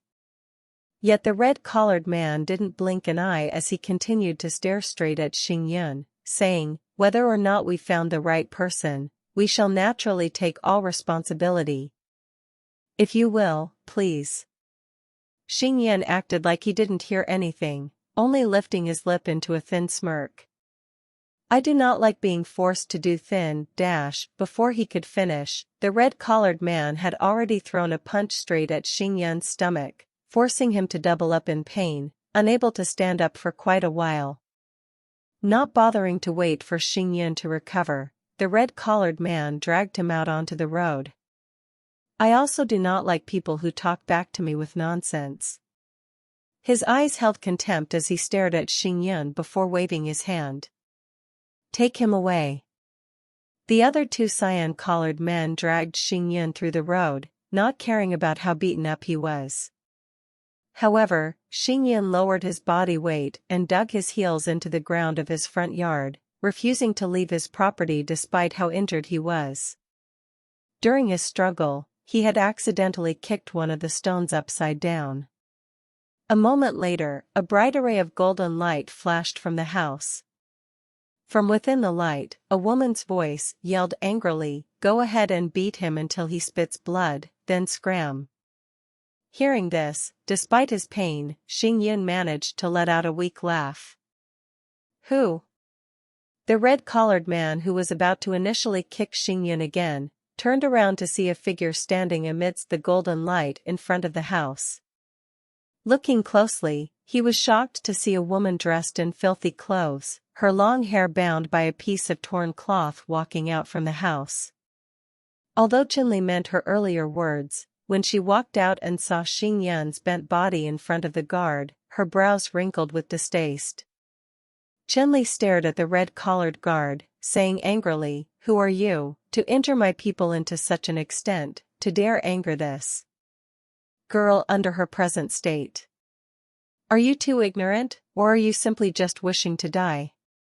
Shen Li was famous throughout the heavenly realm as someone who would not allow others to hurt or even scold her soldiers. If they had to be punished, she had her own way of doing it, with punishments as severe as taking away 1/2 of their lifespans. Even if it was the demon emperor, she would still not allow him to punish her soldiers. To place it nicely, one could say that she loves her solids as much as she would for a son. To put it realistically, she cares too much about her own pride than letting others deal with her men. To hurt someone under her, the Azure Sky King, was similar to courting death. However, the red-collared guard only frowned. "This girl's mouth is too big." He examined Shen Li from head to toe. Although with her lack of proper clothing, making her look very embarrassing, she was indeed a true beauty. Her eyes were breathtaking as the light reflected off of her long, shiny hair. Coughing slightly, the man retorted, "I follow the orders of the prince to take him into the palace as a guest. I hope that madam gets the message." "I get the message?" Shen Li's eyes narrowed. Her hair was tied up, and today she was facing a mere human guard and not a ghost. Although her magic is currently not strong, keep in mind that her skill in martial arts are more than enough to finish off the guards. The 3 guards didn't react when Shen Li's hand made a swishing noise as 2 pieces of scrap metal flew at the leader's feet. "Why don't you teach me what the message is, ah?" Welcome to my channel. This is the audiobook, Accompanying the Phoenix. Chapter 7. The red-collared guard's pupils shrank, not moving a muscle. His mind felt as if it was spinning for a moment before a sharp pain pounded on his head. Taking advantage of his blindness, Shen Li grabbed him and the other 2 guards, before throwing them against the courtyard door. Shen Li stood in front of the heap of men, a look of contempt on her face. "Even if you were the descendants or even the king himself, I would still not let you off with hurting my people." The door shut, leaving the 3 men only able to groan with pain as they supported each other up. They all stared at each other in silence, not sure of what to do. From inside the courtyard, 3 stones suddenly dropped on them painfully. As fast as an arrow, the 3 guardsmen ran, not daring to even stay a second longer. Unexpectedly though, one of the guardsmen stopped and cautiously stared at the home before taking out a card. After a moment of silence, Xing Yan looked calmly at Shen Li. "Say, when did I become one of your people?"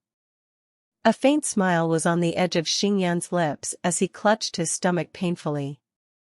Shen Li did not answer, only staring coldly at him before pointing to the stone that he had kicked when he was being dragged out. "What is that?" "A stone. Do you want a beating?" Well, it's actually the centerpiece of an array stone." "Why put an array stone here?" "In order to suppress magical powers." "Why would you need to suppress magical powers?" Xing Yan looked at her, hesitating before finally letting out a sigh and admitting, "This is the array I have put up a few nights ago, since otherwise you would be running around here and there with power to do your own activities like before. That would not be good, nor would it be convenient to play wide dash. Naturally, it's to defend you and me from beings that are far too powerful and give us a place to relax. That after all is most important, to create a peaceful place for us to live. Not to mention a man and woman sharing a room is not proper. In other words, a few nights ago, I would have once again been able to return to a human form, Ah yes, on that day, he was sending off that commoner girl. Shen Li's eyes were frosty as she retorted, "Ah, but that day when I went out, if I could have returned to my human form, I wouldn't have been scrambling around and almost made into chicken stew." Ah. She should have phrased it less embarrassingly. Ah, about such a matter, Xingyan shook his head, letting out a helpless sigh. "I didn't expect for you to see through the secret nor escape, really sorry." Helpless. Sad. He actually had the nerve to even feel sorry for himself. Please, she should be the pitiful one here. This guy, in the end, actually could have just moved the stone all along. AI, how much of her dignity had she lost already? No. This guy, he must see her as a joke, enjoy seeing her struggle in vain. Shen Li felt her killing intent surge, enough to scare someone into a seizure. "If I do not kill you, I am afraid my heart will never have enough blood out of anger." Her teeth clenched as she stressed out each syllable to Xingyan. However, when she looked at him, she was shocked to find him clutching his stomach as he kneeled on the floor in front of Shen Li, who glared at him. "Don't even. HMTH, it's too late to apologize." "No, just cough, cough." Before he could finish, his whole body slumped forward lifelessly and fainted.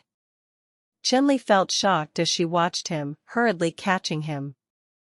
She felt slightly panicked as she placed her fingers in front of his nose, feeling for breath. Only now did she remember that Xingyun was in the end a frail and weak mortal. After being beaten by the guard so heavily, how could he bear with it? Shen Li's furious temper felt like it just had a pot of cold water poured on it. When she received little response, she chose to kneel down and check his pulse instead. Fingers on the neck, she felt it. Weak. Slow. Almost to the point where it was on the verge of death. "Throw Xingyan into the courtyard before leaving him alone grandly, or carry him over and help him lie down on the rocking chair." Shen Li debated in her head, hesitating as she looked at Xingyan's body. Shen Li believed that Xingyan should definitely pay for playing her as a joke for so many days. He cannot die to escape punishment. Scavenging around the home, Shen Li searched and searched for the medicine Xingyan normally sold. When she found them, she heaved with effort as she carried piles of medicine to Xingyan. Walking in front of him, Shen Li observed the fainted Xingyan. Pondering a little, she forced open his mouth and proceeded to dump the medicine into Xingyan's open mouth. Wide dash. Under this moment of peril, Xingyan awoke frantically. His face was pale as he coughed up some of the choked medicine. He pushed Shen Li's clumsy hands away with a sigh. "I can do it myself." Shen Li arched an eyebrow.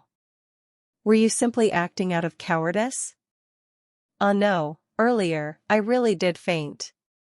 I've just woken up and only wanted to enjoy the sensation of being cared for." Xingyan laughed. "But I suppose I must have hoped too far." "You really have hoped too far." Shen Li glared angrily. "Today, you've eaten all of the bacon, teased me so many times, I've even had to help you with some scumbags today." She struggled to restrain her anger, her legs splayed out as her bum fell to the floor unconsciously. When she registered this, she suddenly remembered that she was no longer a chicken. Her body stiffened up from embarrassment as she jumped up onto an squatting position. Alas, Xingyan looked as if he was already fully healed as he laughed at Shen Li. "See? You really are much more comfortable as a broiler chicken, right?" Despite his ill appearance, his face was still enough to make one's heart beat. However, regardless of Xingyan and his face, Shen Li clenched her fists as she took deep breaths, before sighing. "Do you think there's a reason preventing me from killing you?" One could feel a mixture between awe and murderous intent, yet he not only listened happily, but even let out a calm smile as he scolded. "Stop it, give me the medicine." I've saved half the bacon in a secret place in the kitchen. If you want it, I need to recover. If you are still hungry, I can cook you a bowl of broth to drink. Critical hit. Shen Li staggered back. Xinyan's smoothly crafted words had easily deflected the hit. The reason to kill. So easily gone. Unable to find a reason to clench her fists any longer, Shen Li thought that within this house, he must have set up an array so he could always get the upper hand. Shen Li's human form has been restored, but her foundation is presently very unstable. For example, her powers had still only recovered 1 to 2%. All afternoon, Shen Li was wondering about when she will have to leave this small courtyard. Xinyan's fight had been placed of great timing, undoubtedly helping her restore her powers even faster. However, if she stays, the Demon Emperor will surely find her, and when that happens, the mortal. Help me get the bacon. Xinyan's voice suddenly sounded from the kitchen. The meat is strung up too high. My waist cannot bend, I cannot get it. Shen Li looked at the struggling Xinyan, a flower of guilt slowly blooming in her gut. Her pursuers chasing her are bad enough, if this mortal gets involved. Shen Li sighed, where? She got and walked to the kitchen, looking up to see a long piece of meat hanging from a beam at the top of the kitchen. At the side, Xinyan handed her a long pole to reach it. Shen Li chose not to take the pole, instead grabbing a bowl and throwing it like a frisbee at the bacon.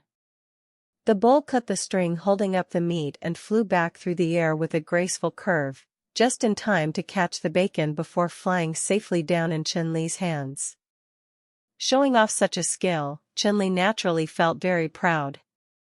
Relishing the feeling, Shen Li snuck in a glance at Xinyan, wishing to see him marvel at her prowess. Yet when she saw him, all he did was walk calmly to the stove to take out an extremely dirty rag and gave it to her. Great. Now that you've taken all this effort, might as well wipe the beams clean with this as well. Shen Li stared at the cloth in her hands, its color too filthy to even discern its original color, dumbfounded. With a subtle tone in her voice, she asked slowly. Might you know who that you are ordering about? Xinyan just laughed, carefree. I never asked you about who you were, nor your identity. So how would this humble commoner know? Shen Li's face became even more ugly. Xinyan could only shake his head helplessly as she threw away the rag. Okay. You don't want to mop, then you don't have to. Come, at least help me with these 2 pots of water. Shen Li only stared at Xinyan coldly.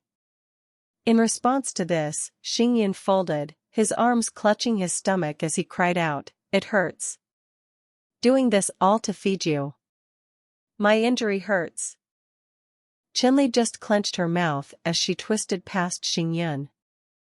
Being mistreated whilst in the wrong body may be somewhat acceptable, but currently could not. However, when she tried to get past him, her chest had actually brushed against Xinyan's. If this was a normal situation, perhaps Shen Li could have gone faster and no one would have knew. But alas, dressed in Xinyan's overly large tobes, her hem got stuck on a hook, leaving her in a very embarrassing position. When Xinyan glanced down, his eyes widened as he backed up slowly, his posture awkward. A cautionary distance away, Xinyan cleared his throat with a cough loudly. Look, I'm not saying that it's hard for me. What is not hard, HMPTH? Making so much of a fuss. Shen Li reverted back to her look of arrogant indifference as she quickly unhooked the robes and strode out from the kitchen as nothing that had just happened affected her in any way.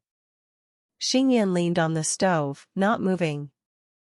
When the heat on his body faded, only then did he begin to move his back with tiny movements as he slowly stood up. His eyes moved as they looked past the doorframe to a small corner in the courtyard, landing on a figure of a woman lying down near the little pond as she scooped up water with the ladle. However, despite lying there for such a long time, she still did not even scoop out a single pail of water. Xingyan, who was at the side, unconsciously rubbed his chest with his hand, feeling that it will take a long time for the water to come, better to just stir-fry it with some oil instead. Shen Li stared at the water, poking at the reflection staring back at her. Really, what is wrong with this little courtyard? She stared at the maiden in the water with disbelief. It looked just like her, yet her cheeks were painted with a pink flush. What happened? Who was it that painted her face? Shen Li felt like this couldn't be possible. The grand and famous Azure Sky King. Who wouldn't know of her? Yet today, because of a single mortal, had blushed. Cluck, cluck. Time to eat. Shen Li wasn't sure about how long she had been immersed in her thoughts, but when she heard Xingyan's cry, the blush that could hardly be seen for hundreds of thousands of years immediately disappeared. This one's name is Shen Li. Don't you dare use cluck, cluck, cluck, to call for me again. She turned her head around to see Xingyan standing with a plate in his hands in the doorway, his shadow long against the grass. Looking at him, Shen Li unknowingly stared at him, distracted. Seeing Shen Li stare at him in such a strange manner, Xingyan's eyes blinked, and rolled into a circle before his lips spread open as he laughed. Shen Li, time to eat. Seeing how Xingyan had finally changed his manner of address, Shen Li nodded in a satisfied manner. Then, Xingyan opened his mouth again. King, your meal. It's Shen Li. Are you looking for a fight? Those farces, cluck, cluck, cluck, changing to Shen Li, before adding King, no one has ever said those in that order to her before. Making Shen Li reply in that manner. It all felt very foreign to her. It felt almost as if she had found a home to live a carefree life. Shen Li stared at the meat on the plate before looking at Xingyan. If you've ruined this meat, you have to give me some more. Xingyan laughed softly. But what if it is too delicious? What would you give me? She pondered for a moment before opening her mouth. If it is too delicious, then I'll cook you something even better. Xingyan looked stunned, then only smiling without a word. If one could make ordinary bread turn delicious, how could the meat not be amazing? As the result, the next day when Xingyan went off to sell wild ginseng at the city, Shen Li, with a manner of life and death, came up to him and thrusted two large, stone-sized pieces of gold into his robes and told him seriously, "Buy meat." But even with Shen Li's deathly serious request, he gave it back. He was afraid that bringing two large pieces of gold into the marketplace simply to buy huge bulks of meat would definitely get him arrested by the government from suspension. Thus, he refused. Suddenly, there was a knock on the door. Hearing this, both Xingyan and Shen Li turned to look, her brows creasing. The last time the door was knocked, 3 guards had stormed in and beaten Xingyan up. Quickly, Shen Li threw the stones onto the ground, pointing at them quickly. Within seconds, the gold color seemed to melt as it faded away and became normal stones once again. Xingyan went to open the door, but before he could touch the knob, Shen Li stopped him. "I will go." Without waiting for Xingyan to reply, she walked 2 steps forward and opened the door. There stood 2 men, dressed in the dark navy clothes of a guard. A sword were on their belt and a jade emblem were proudly created upon their chest. When the 2 saw Shen Li, they both bowed politely. Welcome to my channel. This is the audiobook, Accompanying the Phoenix. Chapter 8. The entrance door was closed. If one looked around, they would see that only Xingyan, Shen Li, and the crown prince were the only ones in the courtyard. However, all 3 of them knew clearly, despite the emptiness, that there were the presences of many others within or around the courtyard. The prince sat down on the stone chair, casually remarking, "To meet you really isn't easy, ah." Xingyan smiled. It's still easier than seeing the emperor himself. Shen Li had lived a long life through her childhood in the battlefield, and often gone to the imperial court due to achievements from the military. When she meets officials that are bold and upright, she is fair. However, what she hates most are those lying and manipulative scoundrels she really cannot deal with. With no skill at sweet talk and unable to curry favor, Shen Li chose to instead head inside the kitchen and search for the basin to scoop water for cooking. But for a commoner to be able to meet the crown prince, one must have some kind of ability, no? After all, it's said that you are able to connect with the supernatural, meet spirits, and see the future. My heart desires to view how such things happen, to see the arrays at work. I do not know if you will show me? I don't dare. Seeing him disagree so quickly, the crown prince's face darkened. However, Xingyun didn't seem to see as he continued innocently. I really do not know what idea you are talking about. I merely don't like to divine for gold or anything, and I really can't see nor understand these supernatural beings you talk about. If the crown prince still doubts me, feel free to come over another time, or even just go and ask someone else. Oh? The prince carried a mocking smile. Your stubbornness is doing nothing but lowering your own value. Tell me, if you guess what is in my mind right now, I will give you riches and power. Even when I become the emperor, you will receive the title of an emperor's aide below one, above hundreds. I refuse. Xingyan shook his head. Think clearly, there's no one that would refuse this. What's there to lose when you gain riches and glory? The prince inspected the courtyard. This tiny shabby courtyard you have, if you accept my offer, just how easy would it be for this to change? Xingyan just sipped his tea, no one able to decipher a hint of his thoughts. Then, he laughed. You, the crown prince, keeps on bribing me with riches and titles like you've already became an emperor. Yet right now, you want to know when, and if you will really succeed the throne. After all, the current king is far past his prime, yet he is keeping a tight grip on this country, he is not even giving a hint of passing it to you. You demanded me to foretell your future, but it's not easy. However, I can tell you now, that if this place were to be destroyed, then something unfavorable will happen. The crown prince's face changed, his fat fist pounding the table so loudly that even the heavens could feel it as he shouted, "How big your guts are!" At this time, Shen Li was looking around the kitchen, and looked out to see the commotion just in time to see the blue-robed guard jump out of nowhere with a knife against Xingyan's throat. The once dignified and calm prince went so far as to throw the hot cup of tea at him. He quickly attempted the duck, but before he could, the two guards forced him up, allowing the steaming hot water to splash all over his body in a split second. When Shen Li heard Xingyan groan with pain and the crown prince calling for hotter water, her pupils shrank as her heart beat. She stormed out, her eyes blazing with righteousness. The second her foot moved out, the two guards instantly appeared in front of her, swords unsheathed. Seeing this, Shen Li let out a mocking sneer as she tripped and trampled on one of them before sending one flying with her kick, hitting the black-cloaked servant behind Xingyan, leaving them to fall into a pile. Another blue-clothed guard stopped in front of her, his sword stabbing directly at her heart.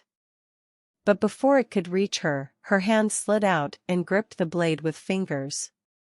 Her palms tightened, and with a gentle twist, the solid steel blade crumpled up like paper. The guard was so scared that he fainted right then and there. Shen Li dropped his sword and solidly knocked him out before ignoring the guard. She moved as fast as a ghost, running to the pond and grabbing the basin, filling it with water before flinging it at the prince. It splashed on him, the force so big that it caused his bulky body to roll over on the floor. Ow! He grunted in pain, his oily hair slick with water and face flushed from embarrassment. Although her actions seemed to take a long time, it was actually done in a twinkling of an eye, so fast that no one else from the prince's side dared to help him. They were all petrified. Shen Li strided forward, grabbing the prince roughly by his collar and pulled him up. Staring directly into his slit-like eyes, she asked, "Scarm or die?" Her whole body radiated killing intent, glowing with a faint hint of crimson as her eyes seemed to radiate heat. Such an audacious evildoer. Although he pretended to be calm as he shouted those 4 words bravely, his trembling legs gave it away. His eyes reddened from fear long before. "I'm going." By his collar, Shen Li dragged him to the door, opened it, and threw him outside the yard. As if he were gold, everyone struggled to catch him, the rest of the guards unsheathing their swords. Shen Li only sneered, staring at the prince. "It seems like you want to die here." The crown prince frantically crawled into his carriage, before screaming at the guards. "Go, go. Do not tardy." When the burst of chaos from the encounter was finished, the humble medicine house returned to its previous peaceful silence. Shen Li angrily shut the door, only to see Xingyun. When he saw her, particularly the soaked robe clinging onto her skin, he quickly covered up his eyes and turned to the pond instead. Seeing this, Shen Li felt a strange sensation within her heart before fire rose up instead. Why is it that you seem so profound and mysterious normally, yet in a fight like this, you get beaten up so easily and can only get bullied?" Xingyun saw Shen Li's angry stare, yet he only smiled gently in return. "I am not as powerful as you, nor did I ever say or think that you were this powerful. After all, I am just a mere mortal, unable to escape from sickness or old age. I am only able to stay bound to this earth." Looking at his burnt red face and his pale lips, Shen Li suddenly realized that she had once again neglected to remember, and she had no excuses. Yes, alright, he was just an ordinary person, so the boiling water can scald him, even the simplest martial art can still hurt him. Even if he can foretell the future and knows of the truths, in the end he is still made of blood and flesh easily killed. Yet even so, knowing so much even about his own limited lifespan, he can still live calmly and peacefully here. Shen Li could only sigh and sit on a stone chair. She kept silent, complimenting before finally opening her mouth to ask a rather vague question. "Today, my actions, did they only make the situation worse? Cause trouble for you?" Although today, she had beaten them very easily.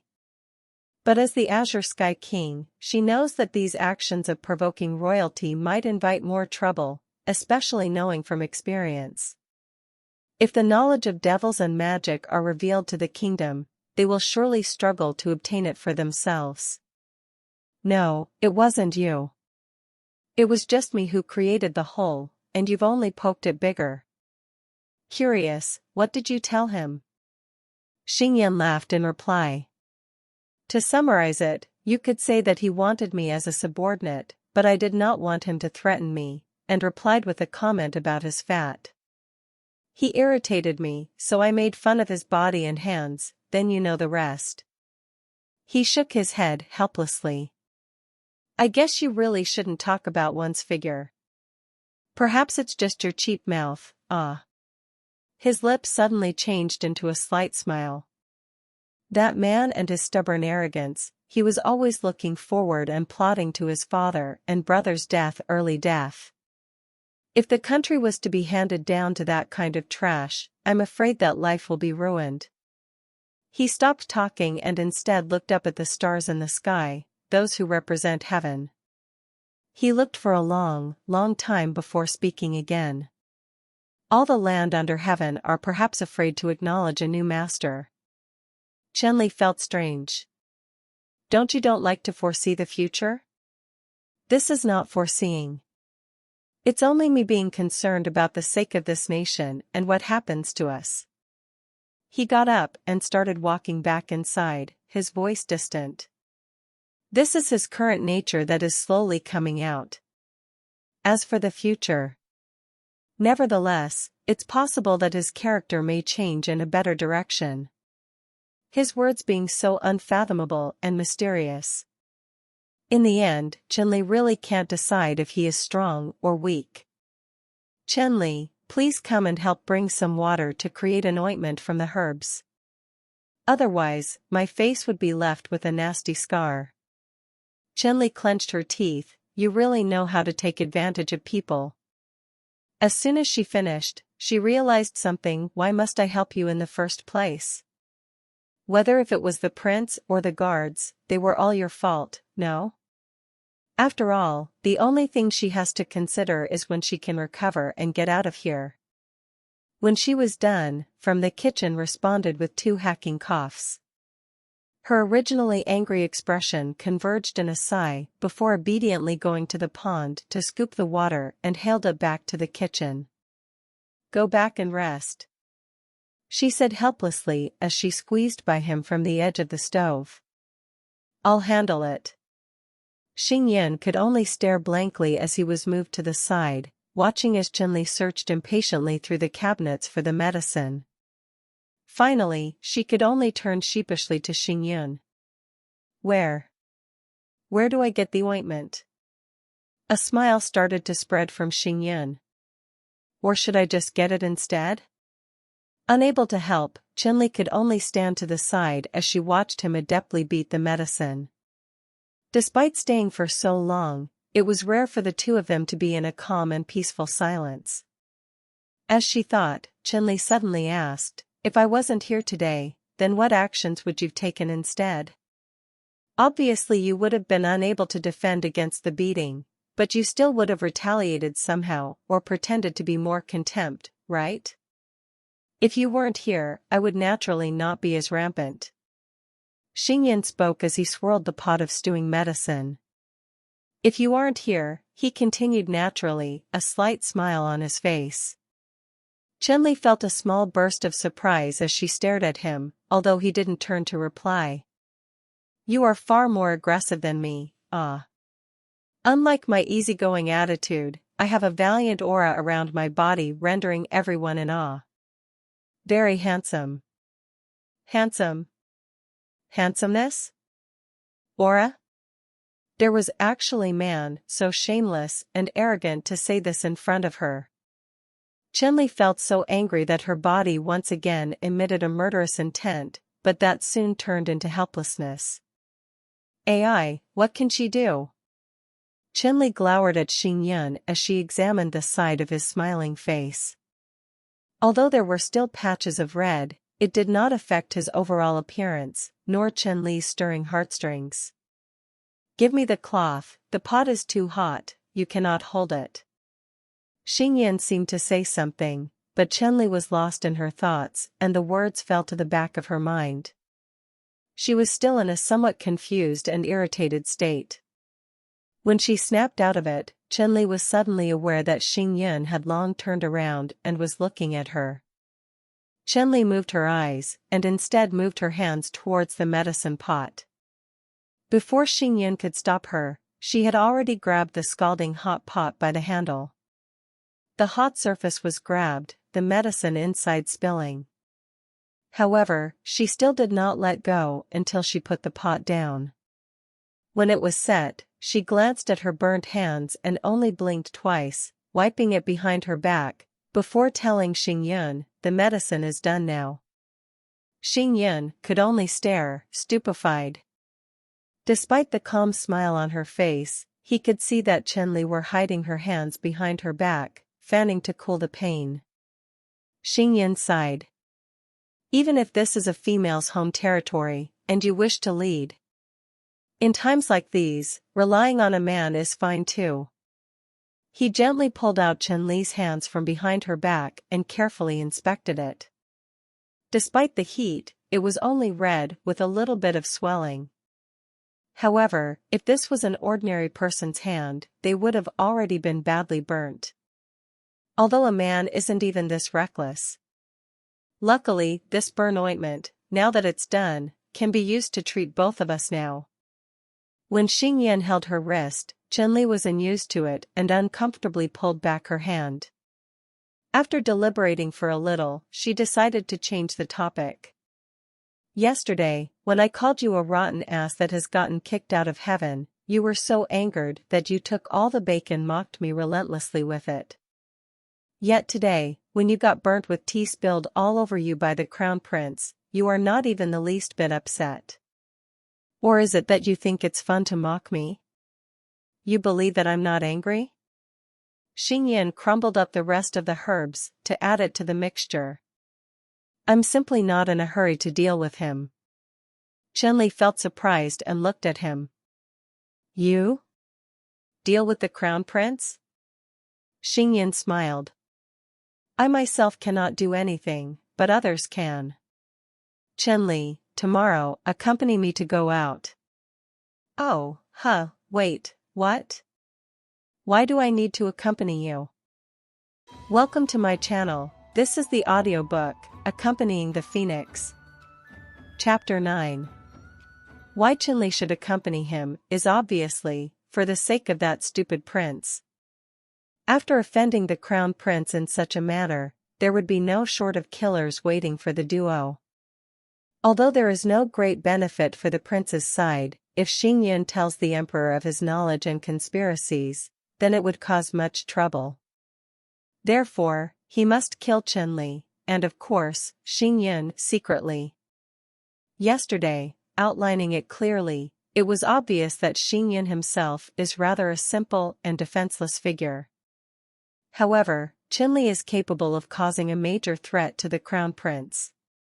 He is no fool, so the killer must pick off Xingyan when he is alone as to avoid getting slaughtered by Shen Li. It is, after all, better to remove the source than die a needless death. It would be impossible of Xingyan to not understand this point, so naturally, he must always take Shen Li with him. As Xingyan dragged Shen Li out, she suddenly frowned as she looked at the name on the door. Rui Wangfu?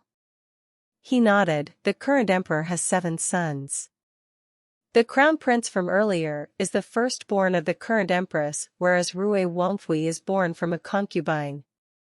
However, his mother is currently favored by the emperor, and his family has very deep ties with the hidden power within this country.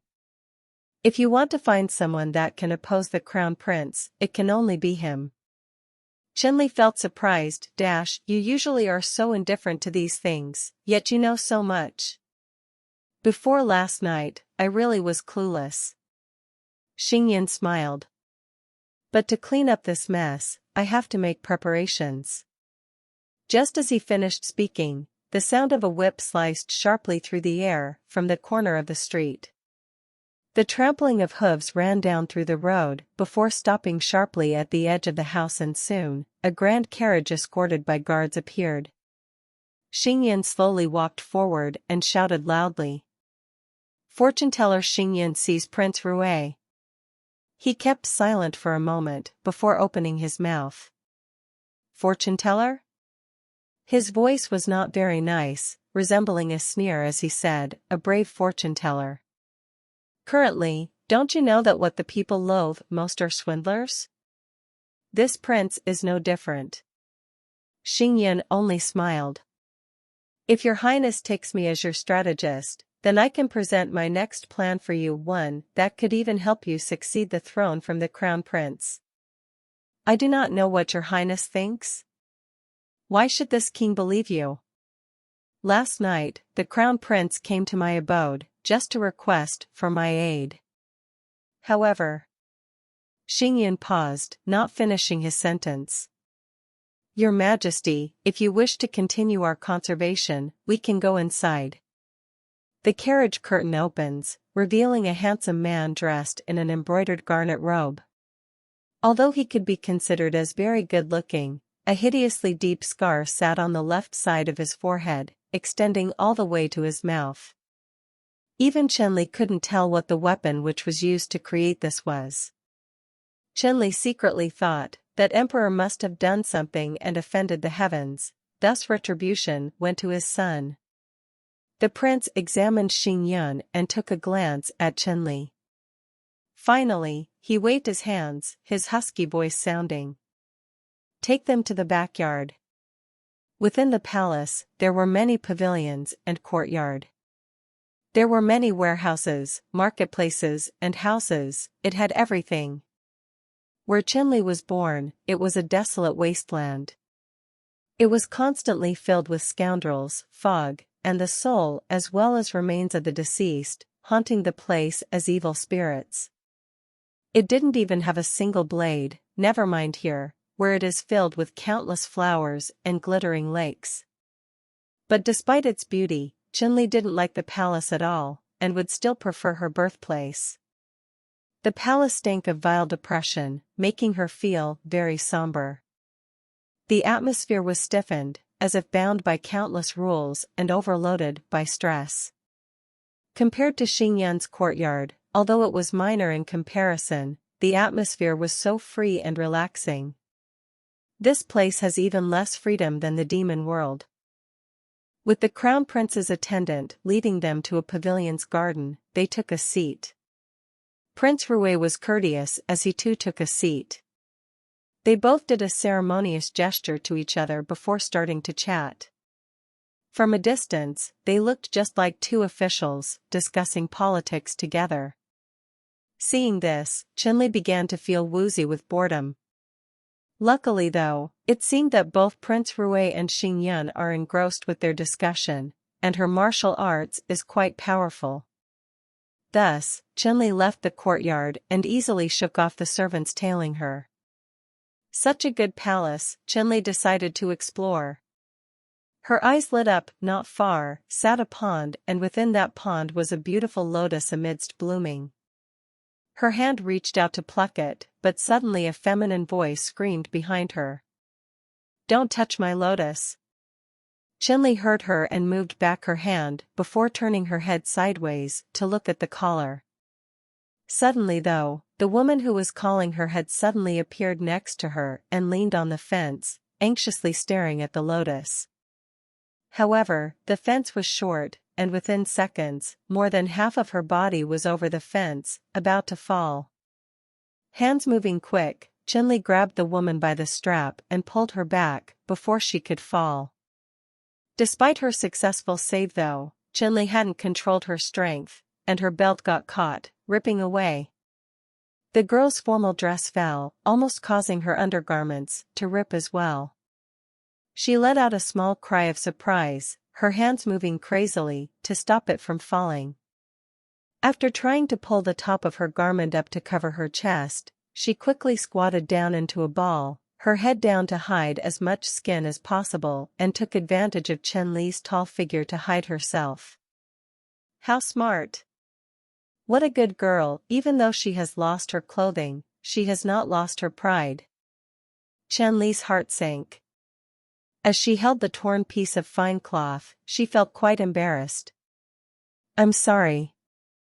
I did not think that this cloth, would be so fragile."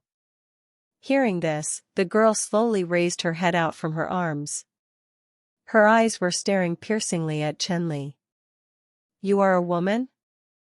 Shen Li glanced down at her chest. "Is it not clear?" Although her power has recovered by a few %, she was usually just lazing around in Xingyun's courtyard, and never had to change. Although she was wearing Xingyun's dirted clothes, when she was in the battlefield, her garments were tens of times worse than her current ones. With such circumstances, she couldn't care about how dirty his soiled robes were.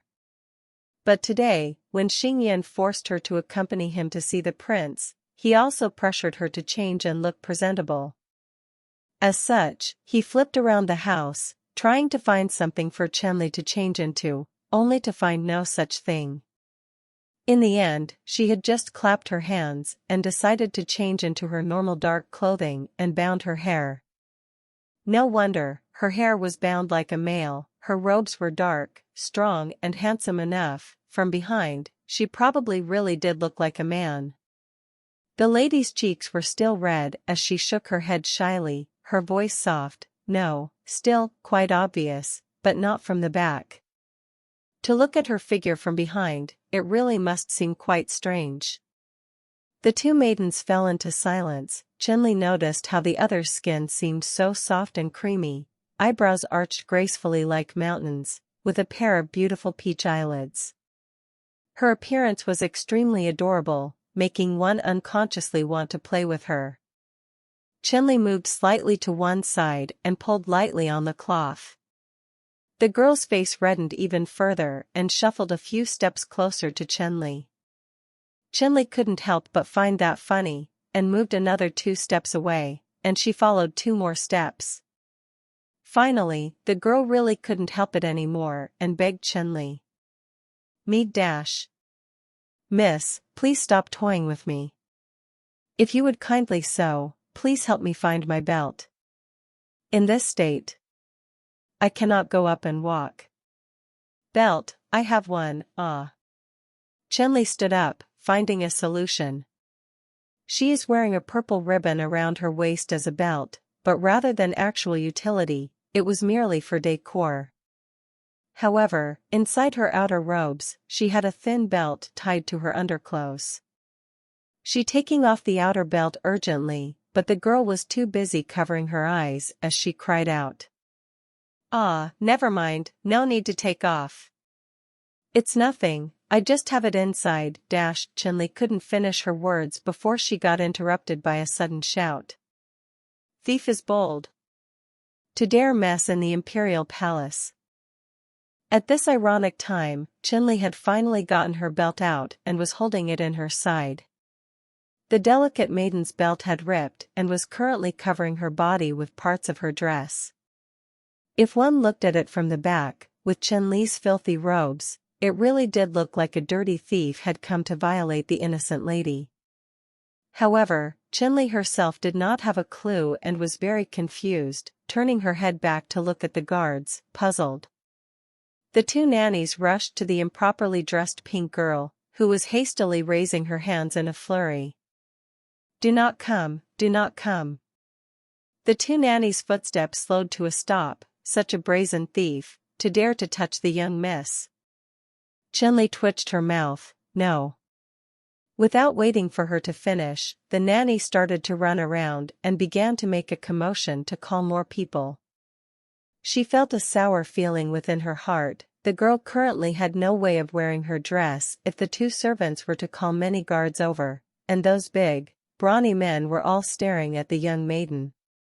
Such an embarrassment, it would be better not to live.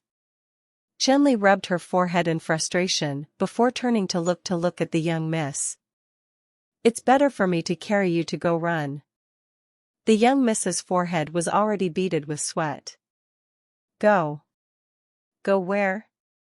Before Shen Li had time to ponder, the 2 nannies had come back, each with a squadron of guards. She sighed. The young miss pulled on her clothes desperately. Ah, what do we do? Right now, the only thing we can do is escape. What do you mean, cooking? TL note, the young miss mistaken cooking and escaping since they sound similar in Chinese. The 2 who were talking in a panic suddenly heard a hoarse voice interrupt them. What's the ruckus? The young miss's face suddenly smiled, but then she realized her current state and bit her lips to prevent a sound from leaking out. Pulling Shen Li's robe slightly, she hid behind her as she gestured for Shen Li to look in front. Shen Li did as gestured and was surprised to see Prince Rui standing ahead of her with Xingyun by his side. Xingyun caught Shen Li's gaze and sighed helplessly before shaking his head, as if to say, "You've left my watch for only a few minutes, yet you've already managed to stir up so much trouble." Prince Rui approached, glancing at Shen Li before his stare fell onto the small squatting figure behind Shen Li's legs. His brow furrowed, but his tone was soft and gentle. What happened? The young miss only remained silent, hiding behind Shen Li, who spoke. There's no need for all the guards. Make them withdraw from here. The young miss echoed it with a nod. Prince Rui waved his hand and the crowd dispersed. The young Miss's hand loosened its grip on Shen Li's robes. In return, Shen Li shuffled slightly to the side and coughed twice. Yet still, the young Miss did not speak. Suddenly, Prince Rui bent to his knees, lowering his ear to where the young Miss's lips were able to reach. She softly whispered words into his ear, causing Prince Rui's ferocious face to change. His lips were raised into a light arc, his gentle smile softening against the brutal scars on his face. He took off his outer robe and placed it gently on the young girl before bundling her and carried her into his arms. When he turned to leave, he suddenly turned around again to face Xingyun. "Sir, your courtyard is not equal to the palace." The two had only chatted for a short amount of time, yet the king is already even polite enough as to use an honorific like sir to address Xingyun. The intent of his words were to clearly take Xingyun under his wings as his people. Shen Li pondered, it seems that the prince really does trust Xingyun. If he joins the prince's house as his people, then she can finally leave assured of his safety. She didn't think that Xingyun would actually shake his head and say, "Thank you, Prince Rui, for your kindness. However, I have a strong sense of belonging to my courtyard and it gives me a peace of mind. Second, I am afraid my presence here may bring unwanted troubles to Prince, so I will leave here today." The prince did not try to force him and just nodded his head. Xingyun and Shen Li left the palace. You really just can't keep out of trouble for even a moment. After they walked a distance away from the palace, Xingyun began scolding Shen Li. But today, Shen Li did not shout back, making Xingyun almost choke with surprise. She continued to ignore him, only gazing in the direction of Prince Rui's palace with a frown. After a while, he looked closely at Shen Li before asking hesitantly, "You haven't fallen in love for another man's girl, have you?" "No, I am just curious about why the prince would want to raise a demon." Xingyun was startled, but then Shen Li just waved her hand. "Ah well, it doesn't matter to me." She turned to stare at Xingyun. "But you? Why didn't you take advantage of the opportunity to stay at the prince's palace?" "This way." How could she escape? Opening his mouth, Xingyun patted Shen Li's head. "Let's not quarrel. Today, the prince was generous and gave me some coins. Today, we can buy some meat to eat." Shen Li's mouth twitched, finally deciding not to say anything.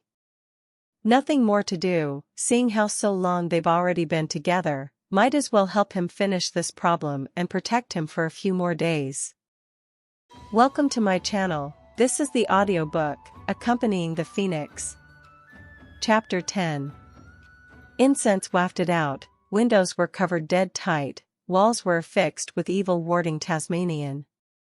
Inside, sat the crown prince on a sandalwood throne, a cold look on his face. Rui Palace, to think that they would find such a place. He was livid, throwing down a jade brocade violently, making the mug on the table tremble. Nearby, kneeled a black-robed man, who kept silent. "I must not let them stay there. Fu Xing. Where is the monk and warlock?" Reporting to Prince, "They are waiting behind the door." The crown prince nodded, satisfied. Well, good. Let's see what kind of capability they have." In the small courtyard, the grapevines danced with the wind. Shen Li looked at the clusters of grapes that were bearing fruit, yet she was unable to eat since it had reached the end of its lifespan and was wrinkled. She sighed, if the food that he makes were so delicious, then the fruit trees he grows must be so as well. Shen Li was determined that she would leave within 3 days, no matter Xingyun's state or trouble.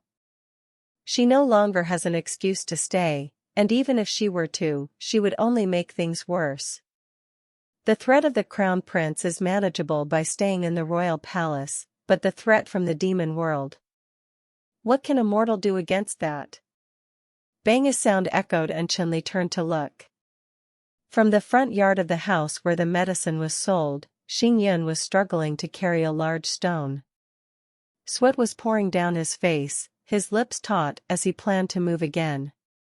He looked focused, almost obsessed with.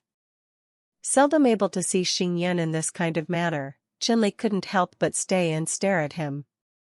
From within her heart, unconsciously rose an idea: how wonderful it would be if there was no arranged marriage waiting for her. If there was no arranged marriage, then she wouldn't have to flee. If not for that, she wouldn't have to be as anxious to flee from here. She could. Do what? Shen Li's mind finally fell back down to earth. An idea had popped out, yet she had forgotten in a blink of an eye. What was it that her heart had been looking forward to? Shen Li. Soon, a call from the front yard interrupted her thoughts. She threw off the mixed mood within her heart and walked to the front yard. In the front yard, the scattered stones making up the array had been rearranged. Rongjun stood in front of a large vat of water and beckoned to Shen Li. "Help me lift the water vat together." Shen Li's lip curved into a smirk. She walked over and picked up the water vat that was the weight of half a man above her head with only one arm. "Where?" "To the other side of the yard," Rongjun replied. Looking as though easily Shen Li was carrying the vat of water, he added, "I've changed the defensive array surrounding this house into an extremely fierce one that causes massive fear. It's most potent in the evening. This new one is extremely difficult to deal with, so when you need to pass the front yard, tell me and we'll go out together." In this area, Shen Li had always respected Rongjun's skill, and had always knew that he was immortal skilled in moon/sun condensing solar rays. However, even if Rongjun's array was very ferocious and powerful, it could not kill people, and how could it be more powerful than the top soldiers of the demon world? Therefore, when Rongjun was explaining how powerful the array is, Shen Li treated his words like the passing wind and paid no heed of it. Instead, she decided to change the topic and ask Rongjun, "Why did you choose to change the array?" Rongjun smiled. "Is it not for you and me, so we may sleep in peace?" As if Rongjun's words were a jinx, that night, the lanterns around the house suddenly extinguished. Around the hospital suddenly sounded chanting. Rongjun in his bedroom with a quilt over his ears sighed. Who knew that he would have such clumsy plans? It seems like I really have overestimated that crown prince. He stopped talking. The continuous chattering had suddenly gotten broken by a crisp voice. Hearing that, Rongjun immediately stood up, tugging on the edge of the bed to steady himself, and walked hurriedly into the hall. Recently, after regaining her human form, Shen Li had been sleeping in the hall on a bench as a temporary bed. Living so close to him, every night he is able to see Shen Li stand up, drink water, before staring at him and continuing to sleep. It was a habit of vigilance that she had gotten naturally after years of the battlefield, but it was also to let Rongjun sleep rest assured. So when today he saw that Shen Li was not lying on the bench, his heart had a bad feeling in it, and he hurriedly went the front courtyard to take a look. In the front yard stood 5 men who have fallen within the array. With addition to the 3 black-robed men, there were actually 2 dressed in priests' robes who have all fainted, white-faced. Their breaths were weak as they laid on the ground shivering, and within Rongjun's courtyard, there was only one figure left standing. It was a girl called Shen Li, who seemed like she would never bend her knees or bow her spine, but was also whose face currently held helplessness and despair. With her current expression, Shen Li no longer looked like an aloof god, but rather someone normal, someone that can indeed experience pain. Rongjun unexpectedly did not try to control his panicked heart, instead daring to step directly into the courtyard, inside the fearsome array. In this moment, he saw Shen Li's hands that were clenching tightly loosened as she spat out a mouthful of blood, her figure slowly collapsing to the floor. Xing Yan's eyes closed as he took a deep breath and continued to move forward. Xing Yan reopened his eyes, only to find that the scene from earlier was like a dream. Standing within the formation was still Shen Li, her hands still clenched tightly by her side. The only difference now was that two bloody streaks marred over her face, near her eyes. Shen Li had no way of knowing about what Xing Yan was doing outside. Her demon world was in ruins, huge floods of red, glowing hot lava, swallowing up the people in the kingdom of the demonic realm. Brave soldiers had reached out their hands to her for help, yet she was bound by some force, unable to lift a finger and save them. The once lofty castle had been reduced to dust, and she felt worried, unsure of the demon emperor's life or death. She turned around suddenly, and saw that the demon emperor wearing black robes were restraining her arms. His voice and stature were cold. This place should not exist. Her mind went blank. Before she could open her mouth, suddenly he was before her, mouth open, savagely tearing off flesh with his teeth, wanting to eat her alive. No. Shen Li, the calling seemed to bring up light, yet sounded very faint. However, it was as if time froze, the world around her stopping. Wake up. Who's calling her name? Her eyes ached with pain, opening up to see an indescribably familiar face intrude onto her vision. The flaming kingdom was fake, it's all right. The bloody scenes gradually faded from her vision, her hands no longer bound. Shen Li slowly watched her surroundings become more and more real. The courtyard was back, the chattering noises rehearing once again. Xing Yan was in front of her, his hand gently unfurling her painful eyelids. Breathe. His tone and manner was heavy, as if he had failed once again. Wake up. Xing Yan blew gently on her eyelids in an effort to wake her up. Shen Li tolerated it, but Xing Yan was worried when he saw that she had still yet to awaken. He forcefully opened her eyes, took a deep breath, and was about to blow hard when Shen Li turned her head to escape. Stop blowing. Her hands rubbed at her dry eyes, I'll become blind. Xing Yan got up. As a matter of fact, it would make the illusion fade faster. He grabbed Shen Li's hand and tugged it, walking out. Anyways, it's better to leave this array first. Being dragged by Xing Yan, her sight landed on his hand covered by her blood stains.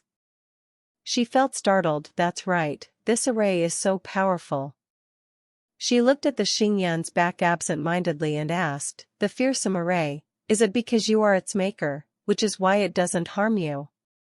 This is but a mere stone array, how could it recognize people? Xing Yan's voice was faint. But if the heart has nothing to fear, how could this array do anything? Nothing to fear. Shen Li fell silent. A heart that has nothing to fear in this world, Xing Yan to say this, really is too arrogant. However, Shen Li's eyes moved, gaze falling to her hand in his. This man is also too indescribable, but he can also make one feel at ease so easily. Xing Yan, without a word, led Shen Li back into the hall. He did not mention that, for a split second, he had saw the scene Shen Li had experienced. Those people, what should we do with them? She pointed at the collapsed man lying inside the array. You can go kick them out in the morning. What about the ones outside? Xing Yan pondered, then suddenly the chanting outside fell to a stop. A group of trash. A cold, young voice shouted from the outside. He ordered. Fire the arrows. Following his voice, a flaming arrow shot into the house, landing on the wooden roof of the house, causing it to burst into flames. As if the young man had pushed a button, countless other arrows fired from outside the house onto the roof. Shen Li frowned. Their own men are still inside, yet they still dare to burn the house down. Xing Yan had no time to reply, he turned his head to see another fire behind them. The wooden frame the grapevines were growing on had caught on fire. The fearsome atmosphere emitted by the array were continuously being weakened. Every object in the courtyard was part of the array, and were all reliant upon each other. If one part got damaged, the array as a whole would be heavily affected by the loss. Xingyun naturally knew of these circumstances, yet he seemed as if he didn't care, on the contrary, even letting out a laugh. After so many years, it seems like I've overestimated one's kindness. His small courtyard is part of a much bigger neighborhood. Both to his left and right are attached to other houses, so if his home is burned to ashes, it'll cause disaster to not only him but also others. Originally, he believed that the crown prince would only harm him, but he never thought that nobility would treat others so ruthlessly. I was reckless and harmed others as a result of my actions. Shen Li glanced at him. You feel guilty? He didn't reply, but the curve on his lips was bitter. Shen Li moved her eyes forward and wiped the blood stains off her face. She took 2 steps forward. Today will be the last time I help you. After this, if the courtyard is burnt down, then seek refuge at Prince Rue. Then I will leave in separate ways. This was the first time that Shen Li had told him that she was leaving verbally. Xingyun was surprised, but he could only watch as she waved her hand, making a silver long spear rotate in her palm. With a flash, a cold, silver spear abruptly landed in her hand, red tassels waving at the end. Just a look seemed like it could cut one in two, the tassels looking like flames. With a twirl in her hands, the edge of the weapon was sharp with killing intent. Forcefully with a slam of her feet, she jumped on the roof and straight up into the air. The silver long spear in her hands drew 4 sharp strokes. With a shout, they solidified into a character that pushed down on the courtyard. Instantaneously, the walls of Xingyun's home exploded, the impact causing the surrounding houses to be moved by 20 feet, making everywhere else empty.